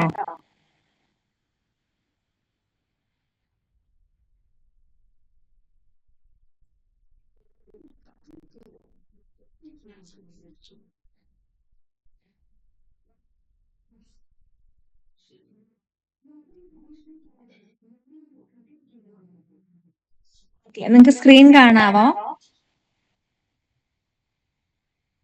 കാണാം മിസ്സേ. ഓക്കെ, അപ്പൊ നമ്മള് ഡെമോ ക്ലാസ്സിന്റെ പ്രിപ്പറേഷനെ കുറിച്ചാണ് ഞാൻ സംസാരിക്കുന്നത് മെയിൻ ആയിട്ട്. അപ്പൊ നിങ്ങള് ഓൾറെഡി എല്ലാവരും നിങ്ങളോട് പറഞ്ഞു, എക്സ്പീരിയൻസ്ഡ് ആയിട്ടുള്ളവര്, ഇന്റർവ്യൂ അറ്റൻഡ് ചെയ്തവര് പറഞ്ഞു. ഇനി കുറച്ച് കാര്യങ്ങളും കൂടെ ഒന്നുകൂടെ നിങ്ങളുടെ ശ്രദ്ധയിൽ പെടുത്തുകയാണ്. അപ്പോൾ ആദ്യത്തെ കാര്യം തന്നെ നമ്മൾ എപ്പോഴും എന്താ അറിയേണ്ടത്, നമ്മളൊരു UPST എക്സാം അല്ലെങ്കിൽ UP സ്കൂൾ ടീച്ചറിന്റെ എക്സാം എഴുതി പാസ്സായി അതിന്റെ ഇന്റർവ്യൂവിനാണ് നമ്മൾ പോകുന്നത് അല്ലെ. അപ്പൊ നമ്മൾ പഠിപ്പിക്കേണ്ട കുട്ടികൾ, നമ്മുടെ ടാർഗറ്റ് സ്റ്റുഡൻസ് ആരാണെന്നുള്ള ഒരു ബോധ്യം നമുക്ക് ഉണ്ടായിരിക്കണം. അപ്പൊ ഒരിക്കലും നമുക്ക് ചിലപ്പോൾ നമ്മൾ PG ക്വാളിഫിക്കേഷൻ ഉള്ളവരായിരിക്കും, പക്ഷെ നമ്മൾ ഒരിക്കലും അവിടെ ചെന്നിട്ട് നമ്മൾക്കൊരു ക്ലാസ് എടുക്കണം. ആ ക്ലാസ് എടുക്കുമ്പോൾ നമ്മുടെ സബ്ജക്റ്റിലുള്ള നോളജ് കാണിക്കാനുള്ള ഒരു ശ്രമം ആയിരിക്കരുത് നമ്മുടെ ഡെമോ ക്ലാസ് എന്ന് പറയുന്നത്. അപ്പൊ ഡെമോ ക്ലാസ് എന്ന് പറയുമ്പോൾ അവർ പ്രധാനമായിട്ടും ചെക്ക് ചെയ്യുന്നത് എന്തായിരിക്കും, നമ്മുടെ ക്ലാസ് റൂം മാനേജ് ചെയ്യാനുള്ള കുറച്ച് ക്വാളിറ്റീസ് എന്താണ്, പിന്നെ സബ്ജക്റ്റിലുള്ള നമ്മുടെ എക്സ്പെർട്ടൈസ് അവരെങ്ങനെ മനസ്സിലാക്കും. നമ്മൾ ക്ലാസ് എടുത്തു കഴിഞ്ഞ് ആ ടോപ്പിക്കിൽ നിന്ന് തന്നെ ചിലപ്പോൾ അവർ നമ്മളോട് ക്വസ്റ്റ്യൻ ചോദിക്കും. അവിടെയാണ് നമ്മൾ നമ്മുടെ സബ്ജക്ട് നോളജ് കൂടുതലും പ്രകടമാക്കേണ്ടത്. മനസ്സിലായോ? അപ്പൊ നമ്മളൊരു ക്ലാസ് എടുക്കുമ്പോൾ UP കുട്ടികൾക്കാണ് ക്ലാസ് എടുക്കുന്നത് ആദ്യം മനസ്സിലാക്കിയിട്ട് അവരോട് ആ രീതിയിൽ അല്ലെ. ഇപ്പൊ ഒരു UP കുട്ടിയോട് നമുക്ക് ഒരിക്കലും PG ഒരു ലെക്ചറിങ് ചെയ്യുന്ന പോലെ നമുക്ക് ചെയ്യാൻ പറ്റില്ല. ഇതൊരു സ്റ്റുഡന്റ് സെന്റേർഡ് ആയിട്ടുള്ള ക്ലാസ് ആണ് നമ്മൾ എടുക്കേണ്ടതെന്നുള്ള ബോധ്യം ആദ്യം തന്നെ വേണം. ഓക്കെ, അപ്പൊ എങ്ങനെയായിരിക്കണം നിങ്ങൾ സിലബസ് നോക്കുക. അതിനകത്ത് നമുക്കറിയാം ഫിസിക്സ്, കെമിസ്ട്രി, ബയോളജി ഉണ്ട്, മാത്സ്, ഇംഗ്ലീഷ്, മലയാളം, സോഷ്യൽ, ഇത്രയും സബ്ജക്റ്റുകൾ വരുന്നുണ്ട്. അപ്പൊ നിങ്ങളോട് ആരും ഫിസിക്സിലെ ലൈറ്റ് എന്ന ടോപ്പിക്കിൽ നിന്ന് ക്ലാസ് എടുക്കുക എന്ന് ആരും പറയില്ല. ഫിസിക്സിലെ ഒരു ടോപ്പിക്കിൽ നിന്ന് ക്ലാസ് എടുക്കൂ, കെമിസ്ട്രിയിൽ എടുക്കൂന്നേ പറയുള്ളൂ. അങ്ങനെ ഇതുവരെ കേട്ടിട്ടുള്ളൂ. അപ്പൊ നിങ്ങൾ എന്ത് ചെയ്യണം, നിങ്ങൾ ഏത് സബ്ജക്റ്റ് ആയാലും ഫിസിക്സ് ഏത് സബ്ജക്റ്റ് ആയിക്കോട്ടെ നിങ്ങളുടെ സിലബസ് അനുസരിച്ച് ഇപ്പൊ ജോഗ്രഫിയിൽ നിന്ന് ഇപ്പൊ സോഷ്യൽ പറയുകയാണെങ്കിൽ ഹിസ്റ്ററിയിൽ നിന്ന് ഒരു ടോപ്പിക് നിങ്ങൾ ക്ലാസ് എടുക്കാൻ റെഡി ആയിരിക്കണം. ജോഗ്രഫിയിൽ നിന്ന് ഒരു ടോപ്പിക് ക്ലാസ് എടുക്കാൻ റെഡി ആയിരിക്കണം. അതേപോലെ physics, chemistry, maths, English, Malayalam. അപ്പൊ ഇംഗ്ലീഷ് മലയാളം ഒക്കെ നമ്മൾ ഏതെങ്കിലും ഒരു ഈ 5 മുതൽ 7 വരെയുള്ള ക്ലാസ്സിലെ ഏതെങ്കിലും ഒരു കവിത, അതൊരു മുഴുവനൊന്നും വേണ്ട, കുറച്ച് ഭാഗമെങ്കിലും പഠിക്കണം. ഇംഗ്ലീഷും അതേപോലെ ഏതെങ്കിലും ഒരു പോയോ അല്ലെങ്കിൽ ഏതെങ്കിലും ഒരു സ്റ്റോറിയൊക്കെ അട്രാക്റ്റീവ് ആയിട്ടുള്ളത് നമ്മൾ പഠിച്ചു വെക്കണം. അപ്പോൾ ആ ഒരു ചാപ്റ്ററിനെ കുറിച്ച്, അത് എഴുതിയ ആളെ കുറിച്ചും ഒക്കെ നമ്മൾ അറിഞ്ഞിരിക്കണം. ഇപ്പൊ നമ്മളൊരു പോയം സെലക്ട് ചെയ്തു മലയാളത്തില്, ആ പോയം സെലക്ട് ചെയ്ത ആളെ കുറിച്ച് നമ്മൾ കുറച്ച് ഡീപ്പായിട്ട് അറിഞ്ഞിരിക്കുക. അങ്ങനത്തെ കാര്യങ്ങളൊക്കെ നമ്മൾ ശ്രദ്ധിക്കണം. അപ്പൊ നിങ്ങൾക്ക് എങ്ങനെയാ ടോപ്പിക് സെലക്ട് ചെയ്യേണ്ടതെന്ന് മനസ്സിലായോ?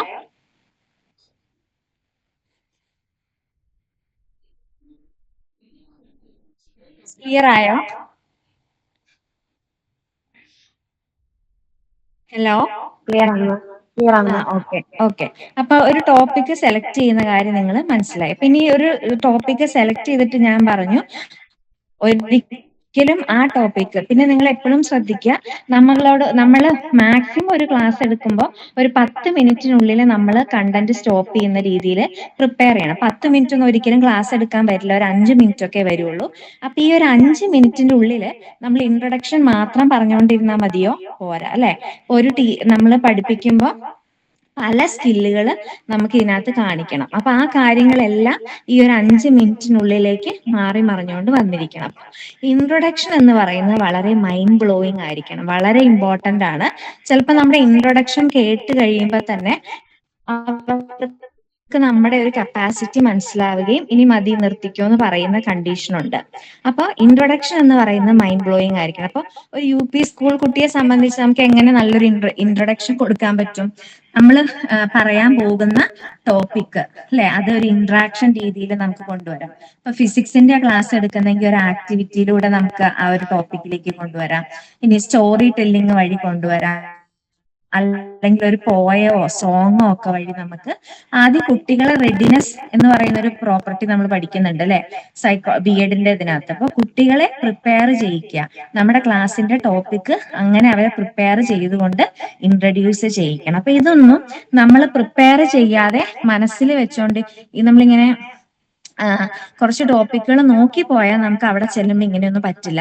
അപ്പൊ എന്ത് ചെയ്യണം? ഇപ്പൊ ജോഗ്രഫിയിൽ ഒരു ടോപ്പിക് എടുത്തു, നമുക്ക് വിക്ടേഴ്സ് ചാനലുകളുണ്ട്, യൂട്യൂബ് ചാനലുകളുണ്ട് അല്ലെ. അപ്പൊ പല ചാനലുകളിലൊക്കെ നിങ്ങൾ നോക്കി നിങ്ങൾ എന്ത് ചെയ്യണം, ഒരു എല്ലാ സബ്ജക്റ്റിൽ നിന്നും ഒരു ടോപ്പിക് എടുക്കാനുള്ള ഇതേപോലെ അതിന്റെ ഒരു ഇൻട്രൊഡക്ഷൻ എങ്ങനെയായിരിക്കണം, എന്തൊക്കെ ഞാൻ പറയണം എന്നുള്ളതൊക്കെ നിങ്ങൾ എല്ലാ ടോപ്പിക്കിൽ നിന്നും പ്രിപ്പയർ ചെയ്യണം. മനസ്സിലായോ? അങ്ങനെ പോവുകയാണെങ്കിൽ അപ്പൊ ഇതേപോലെ പറഞ്ഞു, കുറച്ച് നമ്മൾ പ്രിപ്പയർ ചെയ്യാതെ പോയി കഴിഞ്ഞാൽ നമ്മുടെ ഇൻട്രൊഡക്ഷൻ എങ്ങനെയായിരിക്കും എന്നറിയോ? ഹലോ, ഗുഡ് ഈവനിങ്, എല്ലാവരും ഭക്ഷണം കഴിച്ചോ, അങ്ങനെയൊക്കെ വരും. അപ്പൊ അത് എന്ന് പറയുന്നത് ഒരു വിരസതയായിരിക്കും. അതുകൊണ്ടാണ് ഇന്റർവ്യൂവേഴ്സ് എല്ലാവരോടും ഭക്ഷണം കഴിച്ചോന്നോ ഉറങ്ങിയോ കുടിച്ചോന്നൊന്നും തുടങ്ങി ക്ലാസ് എടുക്കരുത്. അങ്ങനെ നേരത്തെ ഒരാള് അനുഭവം ഷെയർ ചെയ്തിരുന്നു അല്ലെ, അങ്ങനെയൊന്നും പറഞ്ഞ് സ്റ്റാർട്ട് ചെയ്യരുതെന്ന്. അപ്പൊ എന്തുകൊണ്ട് അങ്ങനെ അങ്ങനെ പറഞ്ഞ് നമുക്ക് തുടങ്ങേണ്ടി വരുന്നത് നമ്മൾ പ്രോപ്പർ ആയിട്ട് പ്രിപ്പയർ ചെയ്യാത്തതുകൊണ്ട്. അപ്പോൾ നമ്മൾ വളരെ ഇന്നോവേറ്റീവ് ആയിട്ടുള്ള ഒരു ഇൻട്രൊഡക്ഷൻ ഏറ്റവും നന്നായിട്ട് നമ്മൾ ചാർട്ട് ചെയ്തിട്ട് എല്ലാ സബ്ജക്റ്റിൽ നിന്നും ചാർട്ട് ചെയ്തിട്ട് വേണം നമ്മൾ പോവാൻ വേണ്ടിയിട്ട്. ഓക്കെ, ക്ലിയർ ആണല്ലോ?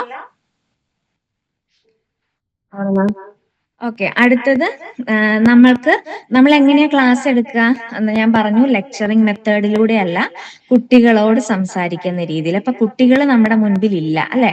അപ്പൊ നമ്മൾക്ക് ആരെ കുട്ടികളാക്കാം? നമ്മുടെ ഇന്റർവ്യൂവേഴ്സിനെ കുട്ടികളാക്കാം. പക്ഷെ നമ്മൾ ചോദിക്കുന്ന ഓരോ ചോദ്യത്തിനും അവർ ഉത്തരം പറയണമെന്നില്ല. അപ്പൊ നമ്മൾ എങ്ങനെ പറയണം അല്ലെ? നിങ്ങൾ ഇങ്ങനെ ചെയ്തോ, ഇന്നലെ പറഞ്ഞ ആക്ടിവിറ്റി ചെയ്തോ എന്ന് ചോദിക്കുമ്പോൾ ചെയ്തില്ല അല്ലെ, എന്താ ചെയ്യാത്തെ? അപ്പൊ നമ്മൾ തന്നെ അങ്ങോട്ടും ഇങ്ങോട്ടും ഉള്ള ഡയലോഗ് കോർഡിനേറ്റ് ചെയ്യണം. അല്ലാതെ നമ്മൾ ഓർക്കും ഇന്റർവ്യൂവറിനോട് ചോദിച്ചാൽ അവരൊന്നും മിണ്ടിയില്ല, എന്താ ഇങ്ങനെയൊന്നും ഓർത്തിരിക്കരുത്. അവര് കുട്ടികളായിട്ട് നമ്മൾ ഐ കോണ്ടാക്ട് അവരും ഒക്കെ ആയിട്ട് മെയിൻറ്റെയിൻ ചെയ്യണം. പക്ഷെ ഉത്തരവും ചോദ്യവും നമ്മുടെ ഭാഗത്തു നിന്ന് തന്നെ വരണം. പഠിച്ചില്ല അല്ലെ, അങ്ങനെയുള്ള കാര്യങ്ങൾ കുട്ടികളാണ്. അപ്പൊ ആ ഒരു ബേസിൽ വേണം നമ്മൾ ക്ലാസ് എടുക്കാൻ. അതേപോലെ പ്രോപ്പർട്ടി യൂസ് ചെയ്യണം. പക്ഷെ നമുക്ക് പ്രോപ്പർട്ടി ഉണ്ടാക്കിക്കൊണ്ട് പോകാൻ പറ്റുമോ? നമ്മൾ മൈക്രോ ടീച്ചിങ് ഒക്കെ എടുക്കുമ്പോൾ നമ്മൾ പ്രോപ്പർട്ടി ഒക്കെ ആയിട്ട് പോകും, അല്ലെ നമ്മുടെ സ്കൂളിൽ നമ്മൾ അങ്ങനെ പോകും. പക്ഷെ നമുക്ക് അങ്ങനെ പറ്റില്ല. അപ്പൊ എന്ത് ചെയ്യണം? നിങ്ങൾ ഏത് സംഭവം എടുത്താലും ഒരു പ്രോപ്പർട്ടി നിങ്ങളുടെ കയ്യിൽ ഉള്ളതായിട്ട് സങ്കല്പിച്ചിട്ട് ക്ലാസ് എടുക്കണം. ഇപ്പൊ ജോഗ്രഫി ആണെങ്കിൽ നിങ്ങൾ ഇതെന്താ മക്കളെ, ഇത് ഗ്ലോബ് ആണല്ലേ, അപ്പൊ അതിന്റെ കാര്യങ്ങളൊക്കെ പറഞ്ഞ് അങ്ങനെ നിങ്ങൾ പ്രോപ്പർട്ടി കയ്യിലുള്ളത് പോലെ. ഇപ്പൊ ഫിസിക്സ് ആണെങ്കിൽ ഇപ്പൊ നോക്കൂ, ഈ പന്ത് നോക്കൂ, അങ്ങനെയൊക്കെ പറഞ്ഞ് നിങ്ങൾ ഒരു പ്രോപ്പർട്ടി ഉപയോഗിക്കുന്ന ശൈലിയിൽ വേണം ക്ലാസ് കൊണ്ടുവരാൻ. മനസ്സിലായോ? അതേപോലെ ബ്ലാക്ക് ബോർഡ് മിക്കയിടത്തും ഉണ്ടാവും. ഉണ്ടെങ്കിൽ ബ്ലാക്ക് ബോർഡ് യൂസ് ചെയ്യണം. നിർബന്ധമായിട്ടും ഉണ്ടെങ്കിൽ നിങ്ങൾ യൂസ് ചെയ്യണം. ഇല്ലാന്നുണ്ടെങ്കിൽ കുഴപ്പമില്ല, പക്ഷെ എന്തായാലും ഉണ്ടാകും ബ്ലാക്ക് ബോർഡ്. അപ്പൊ നിങ്ങൾ ബ്ലാക്ക് ബോർഡ് യൂട്ടിലൈസ് ചെയ്യണം. ബ്ലാക്ക് ബോർഡിൽ എഴുതുമ്പോൾ നിങ്ങൾക്ക് അറിയാം, ചെരിഞ്ഞു നിന്ന് നമ്മൾ എഴുതുന്ന കവർ ചെയ്യാതെ കുട്ടികളുടെ മുഖത്തൊക്കെ നോക്കി എഴുതണം. അങ്ങനത്തെ കാര്യങ്ങളൊക്കെ നമ്മൾ ഓൾറെഡി BEdന് പഠിച്ചതാണ്. അതൊക്കെ ശ്രദ്ധിക്കുക. പിന്നെ ഒരു കണ്ടന്റ് ഇങ്ങനെ പറഞ്ഞു പോവാതെ എന്ത് ചെയ്യണം? ഇന്ററാക്ഷനിലൂടെ ക്വസ്റ്റ്യൻ ചോദിക്കണം. കുട്ടികൾ ഉത്തരം അറിയുവോ, അറിയില്ലേ, മിടുക്കനാണല്ലോ, ഉത്തരം പറഞ്ഞല്ലോ, കൺഗ്രാജുലേഷൻ, എല്ലാരും ഒന്ന് കൈയടിച്ച്, ഇങ്ങനത്തെ കാര്യങ്ങളൊക്കെ നിങ്ങളുടെ ടോക്കിന്റെ ഇടയ്ക്ക് ഈ 5 മിനിറ്റിന്റെ ഉള്ളിൽ ഇതെല്ലാം വരണം. 5-10 മിനിറ്റിന്റെ ഉള്ളിൽ ഇങ്ങനത്തെ കാര്യങ്ങളൊക്കെ നിങ്ങൾ ഉൾപ്പെടുത്തി പറയണം. അപ്പൊ ഇതിനകത്ത് നമ്മള് BEdന് പഠിക്കുമ്പോൾ കുറെ ഫീച്ചേഴ്സ് പഠിക്കുന്നുണ്ട് അല്ലെ? എങ്ങനെയായിരിക്കണം ഒരു നല്ല ക്ലാസ്, കുറെ കാര്യങ്ങൾ പഠിക്കുന്നുണ്ട്. അപ്പൊ ആ കാര്യങ്ങളൊക്കെ ഈ പറയുന്നതിനകത്ത് ഉൾപ്പെടുത്തി വരണം. ഓക്കെ. പിന്നെ അതേപോലെ നിങ്ങൾക്ക് ചെയ്യാൻ പറ്റുന്ന ഒരു നല്ല കാര്യമാണ് എന്ത്? നമ്മൾ ഫീഡ്ബാക്ക് നമ്മുടെ ക്ലാസ്സിനെ കുറിച്ച് ഓരോ ഇടവേളകളിൽ എടുക്കണം. നിങ്ങൾക്ക് മനസ്സിലായോ പറയുന്നത് എന്നൊക്കെ ചോദിക്കണം. അങ്ങനത്തെ കാര്യങ്ങളൊക്കെ അതിൽ വരണം. പിന്നെ കുട്ടികളെ മാനേജ് ചെയ്യണം. അപ്പൊ ബഹളമൊന്നും ഇല്ലെങ്കിലും നിങ്ങളിങ്ങനെ എന്താ അവിടെ നിങ്ങൾ ശ്രദ്ധിക്കുന്നില്ലേ, അങ്ങനെയൊക്കെ നിങ്ങൾ ചോദിക്കുമ്പോൾ നിങ്ങൾക്ക് ക്ലാസ് മാനേജ് ചെയ്യാൻ പറ്റും എന്നുള്ള ഒരു ഐഡിയ വരും. പിന്നെ ഒരു സെഷൻ നമ്മൾ അട്രാക്റ്റീവ്ലി എൻഡ് ചെയ്യണം. അപ്പൊ എങ്ങനെയാ സെഷൻ എൻഡ് ചെയ്യാം? ഒരു ഫോളോ അപ്പ് ആക്ട്, നാളെ ഇതെല്ലാരും ചെയ്തുകൊണ്ട് വരണം, അല്ലെങ്കിൽ അങ്ങനെ എന്തെങ്കിലും ഒക്കെ ഒരു നല്ല രീതിയിൽ കൊണ്ട് സെഷൻ വൈൻഡ് അപ്പ് ചെയ്യണം. അപ്പൊ ഇത്രയും കാര്യങ്ങൾ ഡെമോ ക്ലാസ്സിലേക്ക് കയറി വരാൻ വേണ്ടി നിങ്ങൾ ശ്രദ്ധിക്കണം. ഇവിടെ എല്ലാവർക്കും പറ്റുന്നത്, നമ്മളിപ്പോ ഒരു വിക്ടേഴ്സിലെ ഒരു ക്ലാസ് അല്ലെങ്കിൽ വേറെ ഏതെങ്കിലും ഒരു ക്ലാസ് കാണുമ്പോൾ 10-40-45 മിനിറ്റ് കൊണ്ടാണ് ഇവർ ഈ കാര്യങ്ങളെല്ലാം ഉൾപ്പെടുത്തി ഒരു ക്ലാസ്സിലേക്ക് പോകുന്നത് അല്ലെ? പക്ഷെ നമ്മൾ പ്രിപ്പയർ ചെയ്തിട്ട് പോവുകയാണെങ്കിൽ നമുക്കൊരു 5 മിനിറ്റിന്റെ ഉള്ളിൽ ഈ പല കാര്യങ്ങളും ഉൾപ്പെടുത്തി ക്ലാസ് പ്രിപ്പയർ ചെയ്യാൻ പറ്റും. അപ്പോൾ ഇത് ഇഫക്റ്റീവ് ആയിട്ട് ചെയ്യാൻ പറ്റണമെങ്കിൽ ഞാൻ പറഞ്ഞതുപോലെ നമ്മുടെ സിലബസ് എടുക്കുക, അതിൽ ജോഗ്രഫിയിൽ നിന്നൊരു ടോപ്പിക്ക് സെലക്ട് ചെയ്യുക, അതിനെ ഒരു 10 മിനിറ്റിന് എടുക്കാൻ പറ്റുന്ന ഒരു കണ്ടന്റ് പ്രിപ്പയർ ചെയ്യുക. ഇനി എല്ലാവരും ശ്രദ്ധിക്കണം, നിങ്ങൾ എടുക്കുന്ന ക്ലാസ്സിൽ നിന്ന് എന്തായാലും ക്ലാസ്സിന് ശേഷം ക്വസ്റ്റ്യൻ ഉണ്ടായിരിക്കും. അപ്പൊ നിങ്ങൾ എപ്പോഴും നല്ലത് ഇന്ന സബ്ജക്ട് എടുക്കുന്ന പറഞ്ഞില്ല എന്നുണ്ടെങ്കിൽ നല്ലത് ഏതാണ്, നമ്മൾ ഡിഗ്രി PG ഒക്കെ എടുത്തേക്കുന്ന ടോപ്പിക് ഏതാണോ അതിൽ നിന്ന് എടുക്കുന്നതായിരിക്കും. അങ്ങനെയാകുമ്പോൾ നമുക്ക് സുഖമായിട്ട് ആൻസർ ചെയ്യാൻ പറ്റും. ഇനി അങ്ങനെ അല്ലാന്നുണ്ടെങ്കിൽ നിങ്ങൾ പഠിക്കുന്ന മേഖലയിൽ നിന്ന് നിങ്ങൾ ക്വസ്റ്റ്യൻസ് ഇന്ന ചോദ്യമൊക്കെ തിരിച്ചു ചോദിക്കാൻ ചാൻസ് ഉണ്ടെന്ന് കണ്ടിട്ട് അങ്ങനെ എക്സ്പേർട്ട് ആയിട്ടുള്ള ഒരു ടോപ്പിക് വേണം സെലക്ട് ചെയ്യാൻ. ക്ലിയർ ആയോ?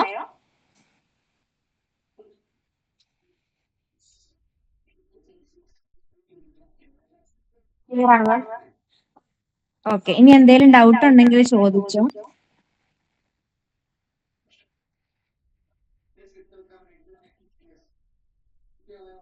ഇല്ലെങ്കിൽ ഞാൻ ജസ്റ്റ് നമ്മൾ ബയോഡാറ്റ ഫോമിന്റെ കാര്യം പറഞ്ഞിരുന്നു അല്ലെ? എല്ലാവരും ഒരു ബയോഡാറ്റ. അപ്പൊ ബയോഡാറ്റ നമുക്ക് വീട്ടിൽ നിന്ന് ഫില്ല് ചെയ്ത് കൊണ്ടുപോകാൻ പറ്റില്ല. നമുക്ക് അവിടെ ചെന്ന് കഴിയുമ്പോഴാണ് അവർ നമുക്ക് ബയോഡാറ്റയുടെ ഫോം തരിക. അപ്പൊ ആ ഒരു ഫോമിന്റെ ഒരു രൂപമാണ് ഞാൻ നിങ്ങൾക്ക് കാണാവോ? ബയോഡാറ്റ ഫോം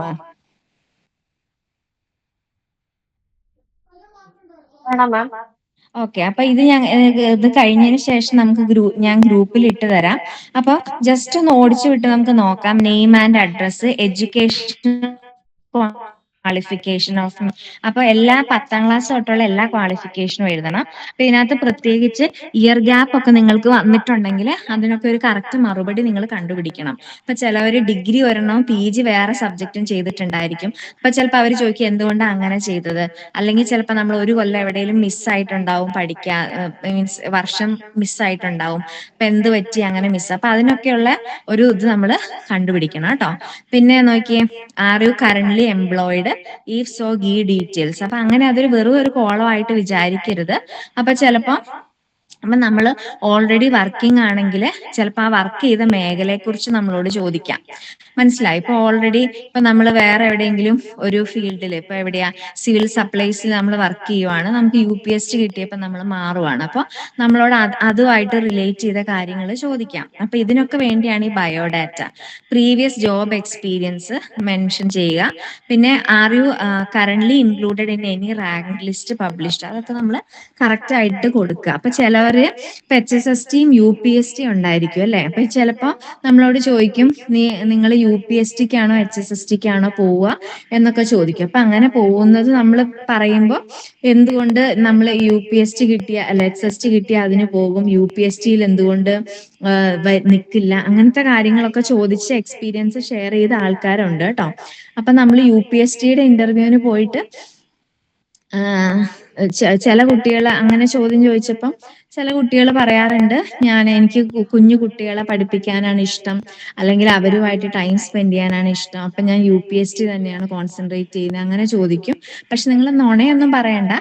HSST ആണ് നിങ്ങൾ പോകുന്നതെങ്കിൽ അങ്ങനെയൊക്കെ നിങ്ങൾക്ക് സംസാരിക്കാം, നിങ്ങളുടേതായ രീതിയിൽ നിങ്ങൾ പറയുക കേട്ടോ. പിന്നെ ഫാദർ, മദർ, സ്പൗസ്, സിസ്റ്റർ, ബ്രദറിനെ കുറിച്ചൊക്കെ are you convinced by court of law give details, convicted by any court, എന്തെങ്കിലും നമുക്ക് പ്രശ്നങ്ങളുണ്ടോ, പിന്നെ കേസ് ഉണ്ടോ. പിന്നെ എവിടെയാണ് your hobbies please mention briefly. ഇപ്പൊ ഹോബിയുടെ കാര്യം പറഞ്ഞു, അതെന്താണ് വളരെ വ്യക്തമായിട്ട് ഹോബി മനസ്സിലാക്കിയിട്ട് മാത്രം എഴുതുക കേട്ടോ. നമ്മള് ബുക്ക് വായനാശീലം എന്ന് പറഞ്ഞിട്ട് അടുത്ത് വായിച്ച ബുക്ക് ഏതാന്ന് ചോദിച്ചാൽ ബാല്യകാല സഖി പറഞ്ഞു കഴിഞ്ഞാൽ അതിന്റെ അർത്ഥം എന്താണ്? നമുക്ക് വായനാശീലം ഇല്ലാന്ന് ഒറ്റയടിക്ക് അവർക്ക് മനസ്സിലാവും അല്ലെ. വായനാശീലം ഉള്ള ഒരാൾ റീസെന്റ് വായിക്കുന്ന ബുക്ക്, ഇപ്പൊ പുതുതായിട്ട് ഇറങ്ങിയിരിക്കുന്ന ഒരു ബുക്ക് ആയിരിക്കില്ലേ വായിക്കുക റീസെന്റ്. അപ്പൊ അങ്ങനത്തെ കാര്യങ്ങളോ. അപ്പൊ അതിൽ നിന്ന് ഡീറ്റെയിൽ ആയിട്ട് ചോദിക്കും. മ്യൂസിക് കേൾക്കുന്നു എന്ന് പറഞ്ഞു കഴിഞ്ഞാൽ ചിലപ്പോൾ 5 മ്യൂസിക് ഡയറക്ടേഴ്സിനെ പറയാൻ പറയും. പിന്നെ വായനയുടെ കാര്യം ചോദിച്ചാൽ ബുക്കുകളെ കുറിച്ച് ചോദിക്കും. അങ്ങനെ ഗാർഡനിങ് എളുപ്പമാണെന്ന് ഓർത്ത് എല്ലാരും ചോദിച്ചു കഴിഞ്ഞാൽ മണ്ണുകളെ കുറിച്ചും വിളകളെ കുറിച്ചും വളങ്ങളെ കുറിച്ചും ഒക്കെ ചോദിക്കും. അപ്പൊ നമുക്ക് ഒരു പരിചയവും ഇല്ലാത്ത, ഇനിയിപ്പോ നിങ്ങൾ നുണ എഴുതാൻ ഉദ്ദേശിക്കുന്നെങ്കിൽ അതിനെക്കുറിച്ച് ഡീറ്റെയിൽ ആയിട്ടൊന്ന് പഠിച്ചിട്ടൊക്കെ വേണം പോവാൻ കേട്ടോ. ചിലവരൊരു ഹോബി ഇല്ലാത്തവരുണ്ട്. അപ്പോൾ എന്താണോ ശരിക്കും ഉള്ളത്, ജെന്യുവിൻ ആയിട്ടുള്ള കാര്യങ്ങൾ എഴുതുക. കാരണം നമ്മൾ ഇല്ലാത്തൊരു കാര്യം എത്ര പഠിച്ചിട്ട് പോയാലും അവര് ഇൻഡെപ്ത് ആയിട്ട് ചോദിച്ചു കഴിഞ്ഞാൽ പതറിപ്പോവും. അപ്പൊ അതുകൊണ്ട് അങ്ങനെ വരുത്തരുത്. പിന്നെ നമ്മൾ എഴുതിയേക്കുന്ന നുണയാണെങ്കിൽ 3-4 ക്വസ്റ്റ്യൻ ചോദിക്കുമ്പോൾ തന്നെ അവർക്ക് അത് പിടുത്തവും കിട്ടും. ഓക്കെ. പിന്നെ your interest and achievement, sports, cultural activities, social activities, volunteering, NCC. ഇപ്പൊ NCCയിലുണ്ട്, NCCയിൽ നമ്മൾ ഉണ്ടായിരുന്നു എന്ന് ചോദിച്ചു കഴിഞ്ഞാൽ NCC തുടങ്ങിയ വർഷം ചോദിക്കാം, അല്ലെ നമ്മൾ അതിൽ എന്തൊക്കെ ആക്ടിവിറ്റി ചെയ്തിട്ടുണ്ടെന്ന് ചോദിക്കാം. ഓക്കെ, അങ്ങനത്തെ കുറെ കാര്യങ്ങളൊക്കെ ചോദിക്കാം. പിന്നെ mention your strength and weakness, അതൊക്കെ ചോദിക്കും കേട്ടോ. നമ്മുടെ സ്ട്രെങ്ത്തും വീക്ക്നെസ്സും ഒക്കെ അറിഞ്ഞിരിക്കണം. Your ambition. ഇത്രയും കാര്യങ്ങളൊക്കെയാണ് ഈ ബയോഡാറ്റയില് മെയിൻ ആയിട്ട് കൊടുത്തേക്കുന്നത്. ക്ലിയർ ആണല്ലോ? ഈ ബയോഡാറ്റ ഫോം ഗ്രൂപ്പിൽ ഇട്ടേക്കാം. അപ്പൊ നിങ്ങൾ ഇത് കഴിഞ്ഞ് ഇതനുസരിച്ചും കൂടെ ഒന്ന് പ്രിപ്പയർ ചെയ്യാൻ ശ്രമിക്കുക കേട്ടോ. ഓക്കെ, എന്തെങ്കിലും സംശയം ഉണ്ടോ ആർക്കെങ്കിലും?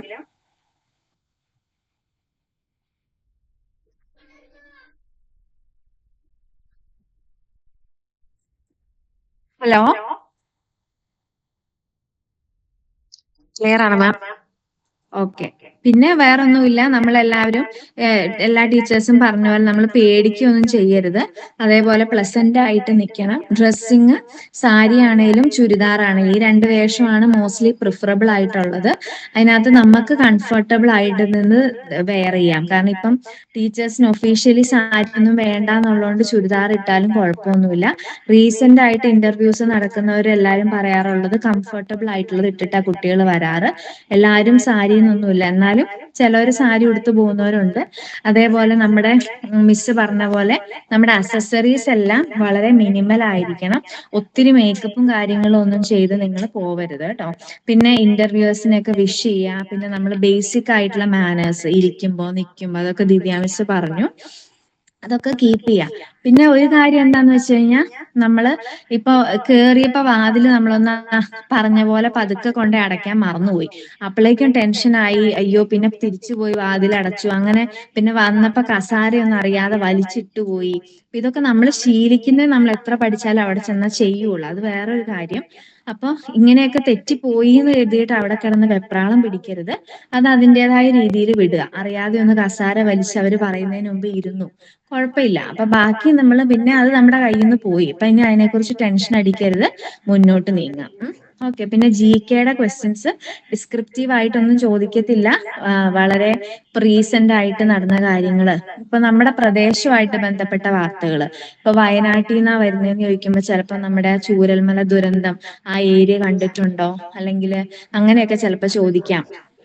പിന്നെ നമ്മുടെ നാട്, ഇപ്പൊ ഇടുക്കി എന്നാണെങ്കിൽ ഇടുക്കിയുടെ പ്രത്യേകത എന്താണ്, മലപ്പുറത്ത് നിന്നാണെങ്കിൽ അതിന്റെ പ്രത്യേകത എന്താണ്, എന്തുകൊണ്ടായിരിക്കും അങ്ങനെ പേര് വന്നേക്കുന്നത്, അങ്ങനത്തെ കാര്യങ്ങളൊക്കെ ചോദിക്കാം കേട്ടോ. പിന്നെ സബ്ജക്ട് റിലേറ്റഡ് ആയിട്ടുള്ള കാര്യങ്ങൾ നോക്കി പോണം. അതായത് നമ്മൾ ഡിഗ്രി പഠിച്ചേക്കുന്ന ടോപ്പിക് നന്നായിട്ട് അറിയണം. ഇപ്പൊ ഫിസിക്സുകാരാണെങ്കിൽ ചിലപ്പം ഫിസിക്സിൽ നിന്നൊക്കെ ചോദ്യം ചോദിക്കാം, കെമിസ്ട്രിക്കാരാണെങ്കിൽ അവരുടെ സബ്ജക്റ്റിൽ നിന്ന് ചോദ്യം ചോദിക്കാം. ഓക്കെ. പിന്നെ ഒരു കാര്യം അറിയില്ലെങ്കിൽ നിങ്ങൾക്ക് അറിയില്ല എന്ന് തന്നെ പറയാം, അതിന് നിങ്ങളെ ആരും കുറ്റപ്പെടുത്തില്ല, അതിന് മാർക്കും കുറയില്ല കേട്ടോ. അറിയില്ലാത്ത കാര്യങ്ങൾ അറിയില്ല എന്ന് തന്നെ പറയാം. സോറി സാർ എനിക്കത് അറിയില്ല എന്ന് പറഞ്ഞു കഴിഞ്ഞാൽ കുഴപ്പമൊന്നുമില്ല. കാരണം നമ്മള് ഭയങ്കര ഡീപ്പായിട്ട് സബ്ജക്റ്റ് ചോദിച്ച് നമുക്കത് അറിയില്ലാതെ വന്നാൽ നമുക്ക് മാർക്ക് കുറയ്ക്കൊന്നുമില്ല. നമുക്ക് ബേസിക് ആയിട്ട് ബാക്കിയുള്ള കാര്യങ്ങൾ നമ്മൾ മാനേജ് ചെയ്തെടുത്താൽ മതി. അറിയില്ലാത്ത കാര്യത്തിൽ വിഷമിക്കുകയോ ഡൗൺ ആവുകയോ ഒന്നും ചെയ്യണ്ട. എനിക്ക് അറിയില്ല സാർ, സോറി എന്ന് പറഞ്ഞാൽ മതി. ഓക്കെ. പിന്നെ എന്തുകൊണ്ടാണ് ടീച്ചർ ആവുന്നത് എന്നുള്ളത് ഒരു ക്വസ്റ്റ്യന് നിങ്ങളൊരു ആൻസർ കണ്ടുപിടിക്കണം. മിക്കവാറും പേരോട് ചോദിക്കും, വൈ ടീച്ചർ, എന്തുകൊണ്ട് നിങ്ങൾ ടീച്ചർ എന്ന പ്രൊഫഷൻ തിരഞ്ഞെടുത്തു, അതിനൊരു കറക്റ്റ് ആയിട്ടുള്ള ആൻസർ കണ്ടുപിടിക്കുക കേട്ടോ. പിന്നെ നിങ്ങൾ ഡിഗ്രിക്കൊക്കെ ചെയ്ത പ്രൊജക്റ്റുകൾ ഒന്ന് നോക്കി വെക്കുന്നത് നല്ലതായിരിക്കും. പ്രൊജക്റ്റുകളെ കുറിച്ചൊക്കെ ചിലപ്പം ചോദിക്കും. കാരണം ഇപ്പൊ ഒരു സബ്ജക്ട് എക്സ്പേർട്ട് ഉള്ളത് ഇപ്പൊ കഷ്ടകാലത്തിന് നമ്മുടെ സബ്ജക്റ്റിന്റെ എക്സ്പേർട്ട് ആണെങ്കിൽ അയാൾ ചിലപ്പോൾ ചോദിക്കാം. അപ്പൊ അതുകൊണ്ട് നമ്മൾ ഡിഗ്രിക്കും PGക്കും ഒക്കെ എന്തെങ്കിലും പ്രൊജക്ട് ചെയ്തിട്ടുണ്ടെങ്കിൽ അതെന്താണെന്നെങ്കിലും അറ്റ്ലീസ്റ്റ് ഒന്ന് അറിഞ്ഞിരിക്കുന്നത് നല്ലതായിരിക്കും. ഓക്കെ. ഇത്രയും കാര്യങ്ങളൊക്കെയാണ് ഷെയർ ചെയ്യാനുള്ളത്. ഡൗട്ടുകളൊന്നും ഇല്ല എന്ന് വിചാരിക്കുന്നു. Thank you. മിസ്. നമുക്കിനി GK and current affairs related ആയിട്ടുള്ള കാര്യങ്ങൾ, അവിടുന്ന് ചോദ്യങ്ങൾ എങ്ങനെ വരും എന്ന കാര്യത്തെ കുറിച്ച് ഡിസ്കസ് ചെയ്യാനായിട്ട് അലക്സ് സാറിനെ ഇൻവൈറ്റ് ചെയ്യാം. Alex sir please. ഹലോ, കേൾക്കാലോ അല്ലേ? കേൾക്കാം സർ. ഓക്കെ. പറയാനുള്ള കാര്യങ്ങളെല്ലാം അത്യാവശ്യം നമ്മൾ ഡിസ്കസ് ചെയ്ത് കഴിഞ്ഞു. അപ്പം ഇന്റർവ്യൂ എന്ന് പറയുന്നത് ഒരിക്കലും നമ്മുടെ പ്രത്യേകിച്ച് ടീച്ചിങ്ങിന്റെ ഒക്കെ ഇന്റർവ്യൂ എന്ന് പറയുമ്പോൾ നമ്മുടെ നോളജോ നമ്മുടെ അറിവ് എത്രമാത്രം ഡീപ്പാണോ എന്ന് ടെസ്റ്റ് ചെയ്യാൻ വേണ്ടിയിട്ടുള്ള ഒരു ഇന്റർവ്യൂ കാര്യങ്ങളൊന്നും ആയിരിക്കില്ല. അപ്പം നമ്മൾ മെയിൻ ആയിട്ട് ശ്രദ്ധിക്കേണ്ടത് നമുക്ക് നല്ലൊരു കോൺഫിഡൻസ് ഉണ്ടാവുക. അപ്പൊ നിങ്ങൾ എഴുതി ലിസ്റ്റിലെത്തി ഈ ഒരു ലെവലിലേക്ക് എത്തിയല്ലോ, അപ്പൊ നമ്മൾ കൊള്ളാം എന്നുള്ള ഒരു ചിന്തയോട് കൂടി തന്നെ നമ്മൾ പോവുക, കോൺഫിഡന്റ് ആയിട്ട് പോവുക, നമ്മളായിട്ട് തന്നെ പോവുക. എങ്ങനെ പോയി കഴിഞ്ഞാലും നമ്മൾ എന്തൊക്കെ മറച്ചു വെക്കാൻ ശ്രമിച്ചു കഴിഞ്ഞാലും നമ്മുടെ ശരിക്കുള്ള സ്വഭാവം എവിടെയെങ്കിലും എപ്പോഴേലും ഒക്കെ ഇന്റർവ്യൂവിൽ വരാൻ സാധ്യതയുണ്ടെങ്കിലും നമ്മൾ എന്താ പറയാ, നിങ്ങൾ നന്നായിട്ട് എഫേർട്ട് ഇട്ട് ഈ ഒരു ലെവലിലേക്ക് എത്തി. അപ്പൊ നമ്മൾ നല്ല കോൺഫിഡന്റ് ആയിട്ട് തന്നെ എക്സാമിന്റെ ആ ഒരു ഇതിലേക്ക് കടക്കാം. അപ്പൊ നമ്മൾ കറണ്ട് അഫയേഴ്സുമായിട്ട് ബന്ധപ്പെട്ട കാര്യങ്ങൾ പറയുമ്പോൾ ഏറ്റവും ഇമ്പോർട്ടന്റ് ആയിട്ട് നമ്മൾ ശ്രദ്ധിക്കേണ്ടത്, നമ്മളിപ്പോ ഇന്റർവ്യൂവിന് പോവുകയാണെങ്കിൽ ആ ഇന്റർവ്യൂ നടക്കുന്ന ആ ദിവസങ്ങളുണ്ടല്ലോ, അപ്പൊ ആ ഒരു 2-3 ദിവസത്തെ പത്രങ്ങൾ നിങ്ങൾ കൃത്യമായിട്ട് വായിച്ചിരിക്കണം. കാരണം റീസെന്റ് ആയിട്ടുള്ള കാര്യങ്ങളെ കുറിച്ചുള്ള ചോദ്യങ്ങൾ, അപ്പം ഇപ്പൊ ഒരു ഇന്റർവ്യൂറിനെ സംബന്ധിച്ചോളം അദ്ദേഹം വരുന്ന സമയത്ത് ചിലപ്പം അന്ന് രാവിലത്തെ പത്രമൊക്കെ വായിച്ചിട്ടായിരിക്കും വരുന്നത്. അപ്പൊ അതുമായിട്ട് അന്നോ അതിന് പിന്നത്തെയോ, അപ്പൊ ആ ദിവസങ്ങളിൽ നടന്നിട്ടുള്ള ഇമ്പോർട്ടന്റ് ആയിട്ടുള്ള സംഭവങ്ങൾ, അത്തരം കാര്യങ്ങൾ എന്തെങ്കിലും ഒക്കെ ഉണ്ടെങ്കിൽ നന്നായിട്ട് നോട്ട് ചെയ്തിട്ട് പോകാനായിട്ട് എല്ലാവരും ശ്രമിക്കാം. അപ്പം പിന്നെ പത്രം വായന, ഇനി മുതൽ പത്രം വായന ഒന്ന് ശീലമാക്കി വെക്കുവാണെങ്കിൽ നമുക്കത് വളരെ നല്ലതായിരിക്കും. ഓക്കെ. പിന്നെ നമുക്ക് ചോദ്യങ്ങൾ വരാനുള്ള ഏരിയ എന്ന് പറഞ്ഞത്, അപ്പൊ നമുക്ക് പറഞ്ഞ പോലെ നമ്മുടെ കേരള ഗവൺമെന്റുമായിട്ട് ബന്ധപ്പെട്ട പല മിനിസ്ട്രികളും കാര്യങ്ങളൊക്കെ ഉണ്ടല്ലോ. അപ്പൊ ഓരോ സെക്ഷൻ കൈകാര്യം ചെയ്യുന്ന മിനിസ്റ്റേഴ്സ് ആരാണ്, അത്തരം ബേസിക് ആയിട്ടുള്ള ചോദ്യങ്ങളൊക്കെ നമുക്ക് ചോദിക്കാനുള്ള ഒരു സാധ്യതയുണ്ട്. അപ്പൊ ആ രീതിക്ക് നമ്മളൊന്ന് പ്രിപ്പയർ ആയിട്ട് ഇരിക്കാം. പിന്നെ കറണ്ട് അഫയേഴ്സ് ഈ പറഞ്ഞ പോലെ നമ്മുടെ ഇപ്പൊ എക്സാമിന് നമ്മൾ പഠിച്ച ടോപ്പിക്കുകളായിട്ട് ബന്ധപ്പെട്ട് അങ്ങനെ അധികം ചോദ്യങ്ങളോ കാര്യങ്ങളോ ഒന്നും കാണാൻ സാധ്യതയില്ല എങ്കിലും നിങ്ങൾ ജസ്റ്റ് അത്യാവശ്യം ഇമ്പോർട്ടൻ്റ് ആയിട്ട് കാര്യങ്ങളൊക്കെ ഒന്ന് നോക്കിയിട്ട് പോവുക. അപ്പൊ അത്തരം കാര്യങ്ങളൊക്കെ ഉള്ളൂ നമുക്ക് ഇതുമായിട്ട് ബന്ധപ്പെട്ട് പറയാനുള്ളൂ. മെയിനായിട്ടും നമ്മൾ കോൺഫിഡൻ്റ് ആയിട്ട് പോവുക. നമ്മൾ അത്ര മോശക്കാരൊന്നുമല്ല, അതുകൊണ്ടാണ് നമ്മൾ ഈ ഒരു ലിസ്റ്റിലേക്ക് എത്തിയതും ഈ ഒരു ഇന്റർവ്യൂ എന്ന് പറയുന്ന ഈ ഒരു ലെവലിലേക്ക് എത്തി നിൽക്കുന്നതും. അപ്പൊ അതുകൊണ്ട് തന്നെ നമ്മൾ വളരെ കോൺഫിഡൻ്റ് ആയിട്ട് തന്നെ പോവുക, ഇന്റർവ്യൂ അറ്റൻഡ് ചെയ്യുക, വിജയിച്ച് വരിക. Okay, thank you. Thank you sir. ഇനി മലയാളം സബ്ജക്റ്റിനെ കുറിച്ചുള്ള ഡീറ്റെയിൽസ് ഷെയർ ചെയ്യാനായിട്ട് ജിത മിസ്സിനെ ഇൻവൈറ്റ് ചെയ്യും. ഹലോ, കേൾക്കുന്നുണ്ടോ? കേൾക്കാം മിസ്സേ. ഓക്കെ. എന്റെ പേര് ജിത. മലയാളത്തിനെ കുറിച്ച് പറയുകയാണെങ്കിൽ നമ്മൾ സബ്ജക്ട് വൈസ് നോക്കുകയാണെങ്കിൽ നമുക്ക് 5 മുതൽ 7 വരെയുള്ള, നമ്മൾ UP ആണല്ലോ ചെയ്യുന്നത്, ഇന്റർവ്യൂവിന് വേണ്ടിയിട്ട് പ്രിപ്പയർ ചെയ്യുന്നത്. അപ്പം അതിൽ 5 മുതൽ 7 വരെയുള്ള ക്ലാസ്സുകളിലെ ടെക്സ്റ്റ് ബുക്ക് നിങ്ങൾക്ക് പരിചയം ഉണ്ടായിരിക്കണം. പരിചയം എന്ന് പറഞ്ഞാൽ പാഠഭാഗങ്ങൾ കാണാതെ പഠിക്കണം എന്നല്ല, ഏതൊക്കെ എഴുത്തുകാരാണ് ഈ ഒരു പാഠഭാഗത്ത് വന്നിട്ടുള്ളത്, അതുപോലെ തന്നെ അവരെ കുറിച്ച് നിങ്ങൾക്ക് ചോദിച്ചാൽ പറയാൻ പറ്റുന്ന രീതിയിൽ 1-2 പോയിന്റ്സുകൾ നിങ്ങൾ എന്ത് ചെയ്യുക, ഓർത്ത് വെക്കുക. അതുപോലെ നേരത്തെ നമ്മള് വിന്നേഴ്സ് ടോക്കിൽ പറഞ്ഞിട്ടുണ്ടായിരുന്നു കവിത ചൊല്ലിച്ചിട്ടുണ്ടായിരുന്നു എന്നുള്ളത്. അപ്പൊ എല്ലാരെ കൊണ്ടും കവിത ചൊല്ലിക്കണം എന്നില്ല, എങ്കിലും നമ്മളൊരു കവിത പഠിച്ചു വെക്കുന്നത് നന്നായിരിക്കും. ഏതെങ്കിലും നിങ്ങൾക്ക് ഇഷ്ടപ്പെട്ട, അല്ലെങ്കിൽ നമ്മൾ എപ്പോഴും കേൾക്കുന്നതോ അല്ലെങ്കിൽ ഏറ്റവും സിമ്പിൾ ആയത് പഠിക്കുക എന്നുള്ളതാണ്.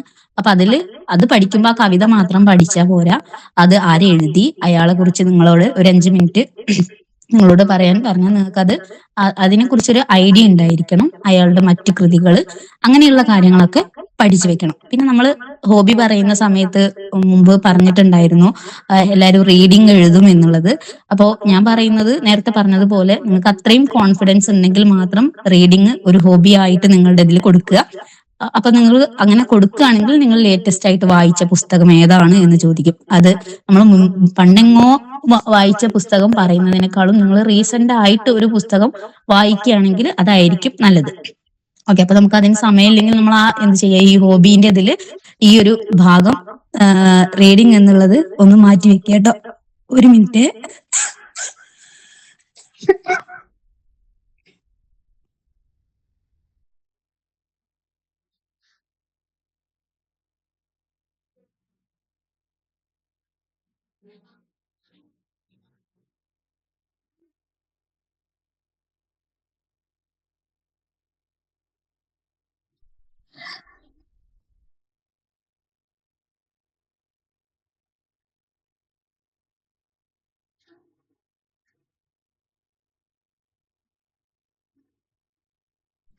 സോറി, തീരെ വയ്യ.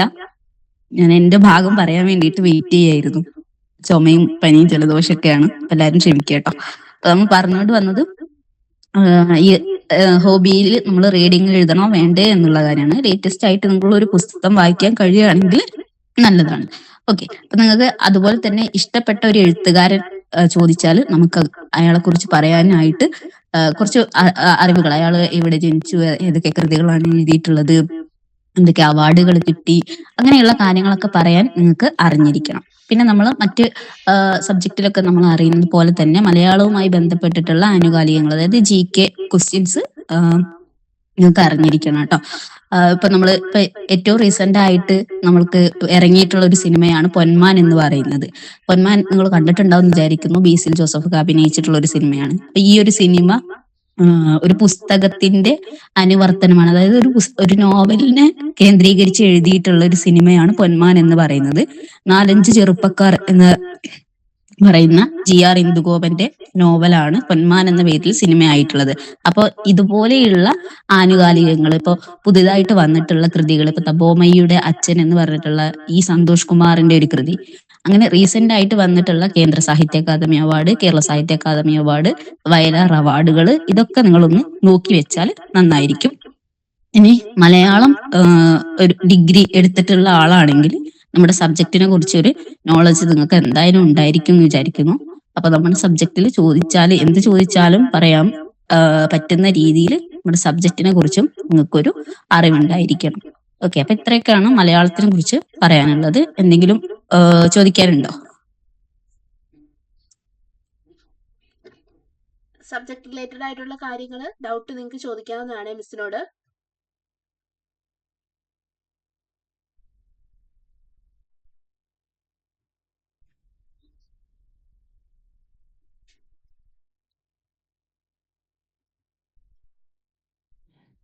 മിസ് ഒരു ഡൗട്ട് ഉണ്ട്, മാത്സിന്റെ ഡൗട്ട് ഉണ്ടേ. ഓക്കെ, മാത്സിന്റെ ഞാൻ പറയണ്ടല്ലോ അല്ലെ. മലയാളത്തിൻ്റെത് ഡൗട്ട് ഇല്ലാന്ന് വിചാരിക്കുന്നു. പിന്നെ ചോദിക്കാം മിസ്. മാത്സിന്റെ മിസ്സുമാർ ഇപ്പൊ ജോയിൻ ചെയ്യേ. അപ്പൊ ഐശ്വര്യക്ക് മാത്സ് മിസ്സിനോട് ചോദിക്കാം. മലയാളം സബ്ജക്ട് റിലേറ്റഡ് ഡൗട്ട്സ് എന്തെങ്കിലും ഉണ്ടെങ്കിൽ ഗീതാ മിസ്സുമായിട്ട് ഷെയർ ചെയ്യാം.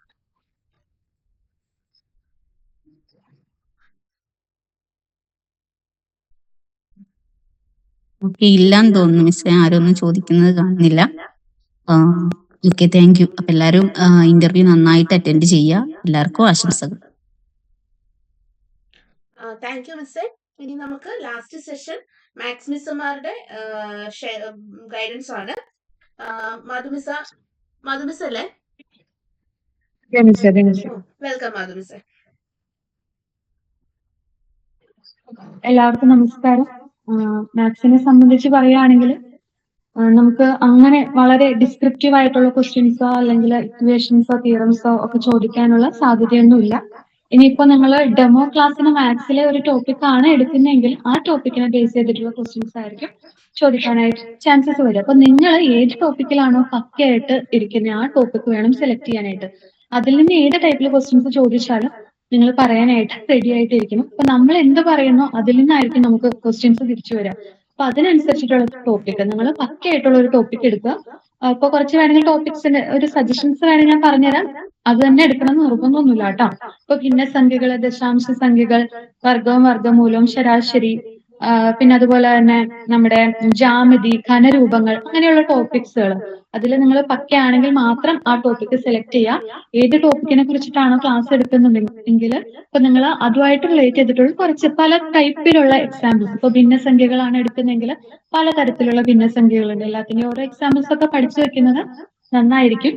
പിന്നെ നിങ്ങൾ ഇന്റർവ്യൂവിന് പോകുമ്പോൾ മസ്റ്റായിട്ടും ചെയ്തിരിക്കേണ്ട കാര്യങ്ങൾ SCERT ടെക്സ്റ്റ് ബുക്കിൽ 5 മുതൽ 7 വരെയുള്ള ക്ലാസ്സിലെ ടോപ്പിക്സ് ഏതൊക്കെയാണ് എന്നുള്ള എല്ലാം കവർ ചെയ്യാനല്ല ഉദ്ദേശിച്ചിട്ടുള്ളത്. ജസ്റ്റ് ഒരു ഐഡിയ ഉണ്ടാക്കിയെടുക്കുക. ഇന്ന ടോപ്പിക്കുകളാണ് ഇന്ന ക്ലാസ്സിൽ വരുന്നതെന്നുള്ളൊരു ഐഡിയ ഉണ്ടാക്കിയെടുക്കുക. പിന്നെ പറയാനുള്ളത് ചിലപ്പോ നമ്മുടെ ക്ലാസ് ഇപ്പൊ ജോമെട്രിയിൽ നിന്നാണെങ്കിൽ 3 ഡയമെൻഷണൽ ഫിഗേഴ്സിൽ നിന്നാണ് നിങ്ങളുടെ അടുത്ത് നിന്ന് ഇങ്ങനെ ചിലപ്പോൾ ക്വസ്റ്റ്യൻ ചോദിക്കാം. ഇപ്പൊ 5th സ്റ്റാൻഡേർഡിൽ ആണ് നമുക്ക് ഈ നമ്മുടെ 3D ഫിഗേഴ്സിനെയൊക്കെ നമ്മൾ ഇൻട്രൊഡ്യൂസ് ചെയ്യുന്നത്. അപ്പൊ 6th വന്നു കഴിയുമ്പോൾ എന്തൊക്കെ കാര്യങ്ങളായിരിക്കും നമുക്ക് പഠിക്കാൻ, അതുമായിട്ട് റിലേറ്റ് ചെയ്തിട്ട് എങ്ങനെ ആണ് ഒരു 6th സ്റ്റാൻഡേർഡിലെ കുട്ടിക്ക് ക്ലാസ് എടുക്കുക, എങ്ങനെ പഠിപ്പിക്കാം എന്നുള്ള കാര്യങ്ങളൊക്കെ ചിലപ്പോൾ അങ്ങനത്തെ കാര്യങ്ങളൊക്കെ ആയിരിക്കും ചോദിക്കാനായിട്ട് ചാൻസ് ഉണ്ടാവും. അപ്പോ എന്തായാലും ഈ SCERT സിലബസിലെ ടോപ്പിക്സ് നിങ്ങൾ മസ്റ്റായിട്ടും നോക്കിയിട്ട് പോവുക. പിന്നെ പ്രത്യേകിച്ച് കാര്യങ്ങളൊന്നും പറയാനില്ല. ഒന്നൊരു ഐഡിയ ഉണ്ടാക്കുക. 5ാം ക്ലാസ് മുതൽ 7ാം ക്ലാസ് വരെയുള്ള മാത്സിലെ ടോപ്പിക്സ് ഏതൊക്കെയാണെന്ന് ജസ്റ്റ് ഒരു ഐഡിയ ഉണ്ടാക്കുക. ഓക്കെ, പിന്നെ മാത്സ് ബാക്ക്ഗ്രൗണ്ട് ആയിട്ടുള്ള ഒരാളാണെങ്കിൽ മാത്സ് തന്നെ ടോപ്പിക് എടുക്കുന്നതായിരിക്കും നല്ലത്. ഐശ്വര്യക്ക് എന്തോ ഡൗട്ട് ഇല്ലേ? ഐശ്വര്യ ഡൗട്ട് ചോദിച്ചോളൂ കേട്ടോ മധുമിസ്സിനോട്. ഇല്ല മിസ്, ഇപ്പൊ ക്ലിയർ. ഞാൻ ഉദ്ദേശിച്ചത് ഈ ഡിഗ്രി ലെവലിൽ നിന്നൊക്കെ ക്വസ്റ്റ്യൻസ് ചോദിക്കുമോ എന്ന് അറിയാനായിരുന്നു. ഇല്ല ഇല്ല ഇല്ല. നമ്മളിപ്പോ UP ആവുമ്പോ UP ടിൽ ഹൈസ്കൂൾ വരെയുള്ള കാര്യങ്ങൾ നമ്മൾ പ്രിപ്പയർ ചെയ്താൽ പോരെ, അതിന് മേലോട്ട് ചോദിക്കില്ലല്ലോ? മതി മതി.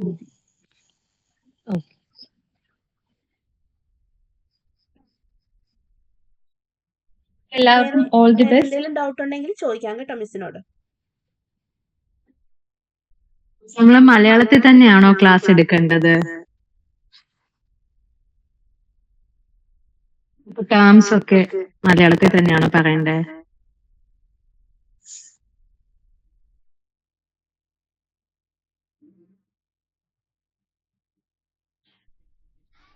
അതെ കേട്ടോ. പിന്നെ മധുമിസ്സേ പറഞ്ഞു മിസ്സേ.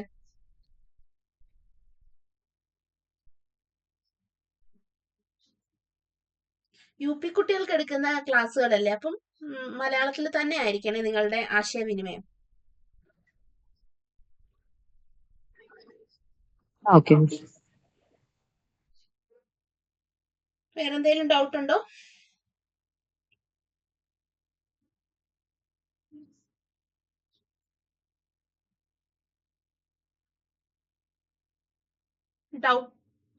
ഡൗട്ട് എന്തെങ്കിലും ഉണ്ടോ? ഓക്കെ, അപ്പൊ നമുക്ക് സെഷൻ വൈൻഡപ്പ് ചെയ്യാം. മധു മിസ്സേ, ഒരു കാര്യം പറഞ്ഞോട്ടെ. എനിക്കൊരു കാര്യം പറയാനുണ്ട്. നമുക്ക് പുതിയ എഡ്യൂക്കേഷണൽ അപ്ഡേറ്റ്സുമായി റിലേറ്റ് ചെയ്ത് നിങ്ങളൊന്ന് അവെയർ ആയിട്ടിരിക്കണം. പ്രത്യേകിച്ച് ഖാദർ കമ്മിറ്റി റിപ്പോർട്ട്, അതുപോലെ തന്നെ സ്കൂൾ ഏകീകരണം, പിന്നെ ഇപ്പോ എയ്ഡഡ് സ്കൂളുകളിലെ നിയമനം, PSCക്ക് വിടുക, അങ്ങനെയൊക്കെ പറഞ്ഞ ഒരുപാട് ഹെഡ്ലൈൻസ് നമ്മള് ന്യൂസ് പേപ്പറുകളിൽ കാണാറുണ്ട്. അപ്പൊ അതിനെപ്പറ്റി നിങ്ങളൊന്ന് അറിവുള്ളവരായിട്ടിരിക്കുക. അതിനെപ്പറ്റി പോയി ഒരു ഡയറക്റ്റ് ആയിട്ട് ഒരു ക്വസ്റ്റ്യൻ വരുമെന്നല്ല, ചിലപ്പോൾ ഇനിയും ചോദിച്ചേക്കാം. നിങ്ങൾക്ക് അതിനൊരു ഒപ്പീനിയൻ എപ്പോഴും ഉണ്ടാക്കി വെക്കാട്ടോ. ഞാനിപ്പോ നിങ്ങൾക്ക് ഗ്രൂപ്പിലേക്ക് കുറച്ച് പേപ്പർ കട്ടിങ്സും ന്യൂസ് ചാനൽസിന്റെ ലിങ്ക്സും ഒക്കെ ഷെയർ ചെയ്യാം. പിന്നെ വായിച്ച് നിങ്ങൾ ഒരു ഐഡിയ ഉണ്ടാക്കി വെക്കുക.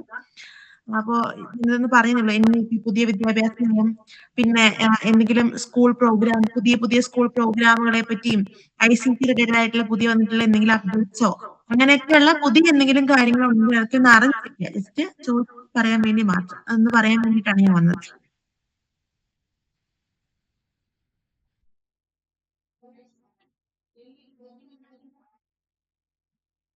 ഓക്കെ, വേറെ എന്തെങ്കിലും ആർക്കെങ്കിലും ചോദിക്കാനുണ്ടോ?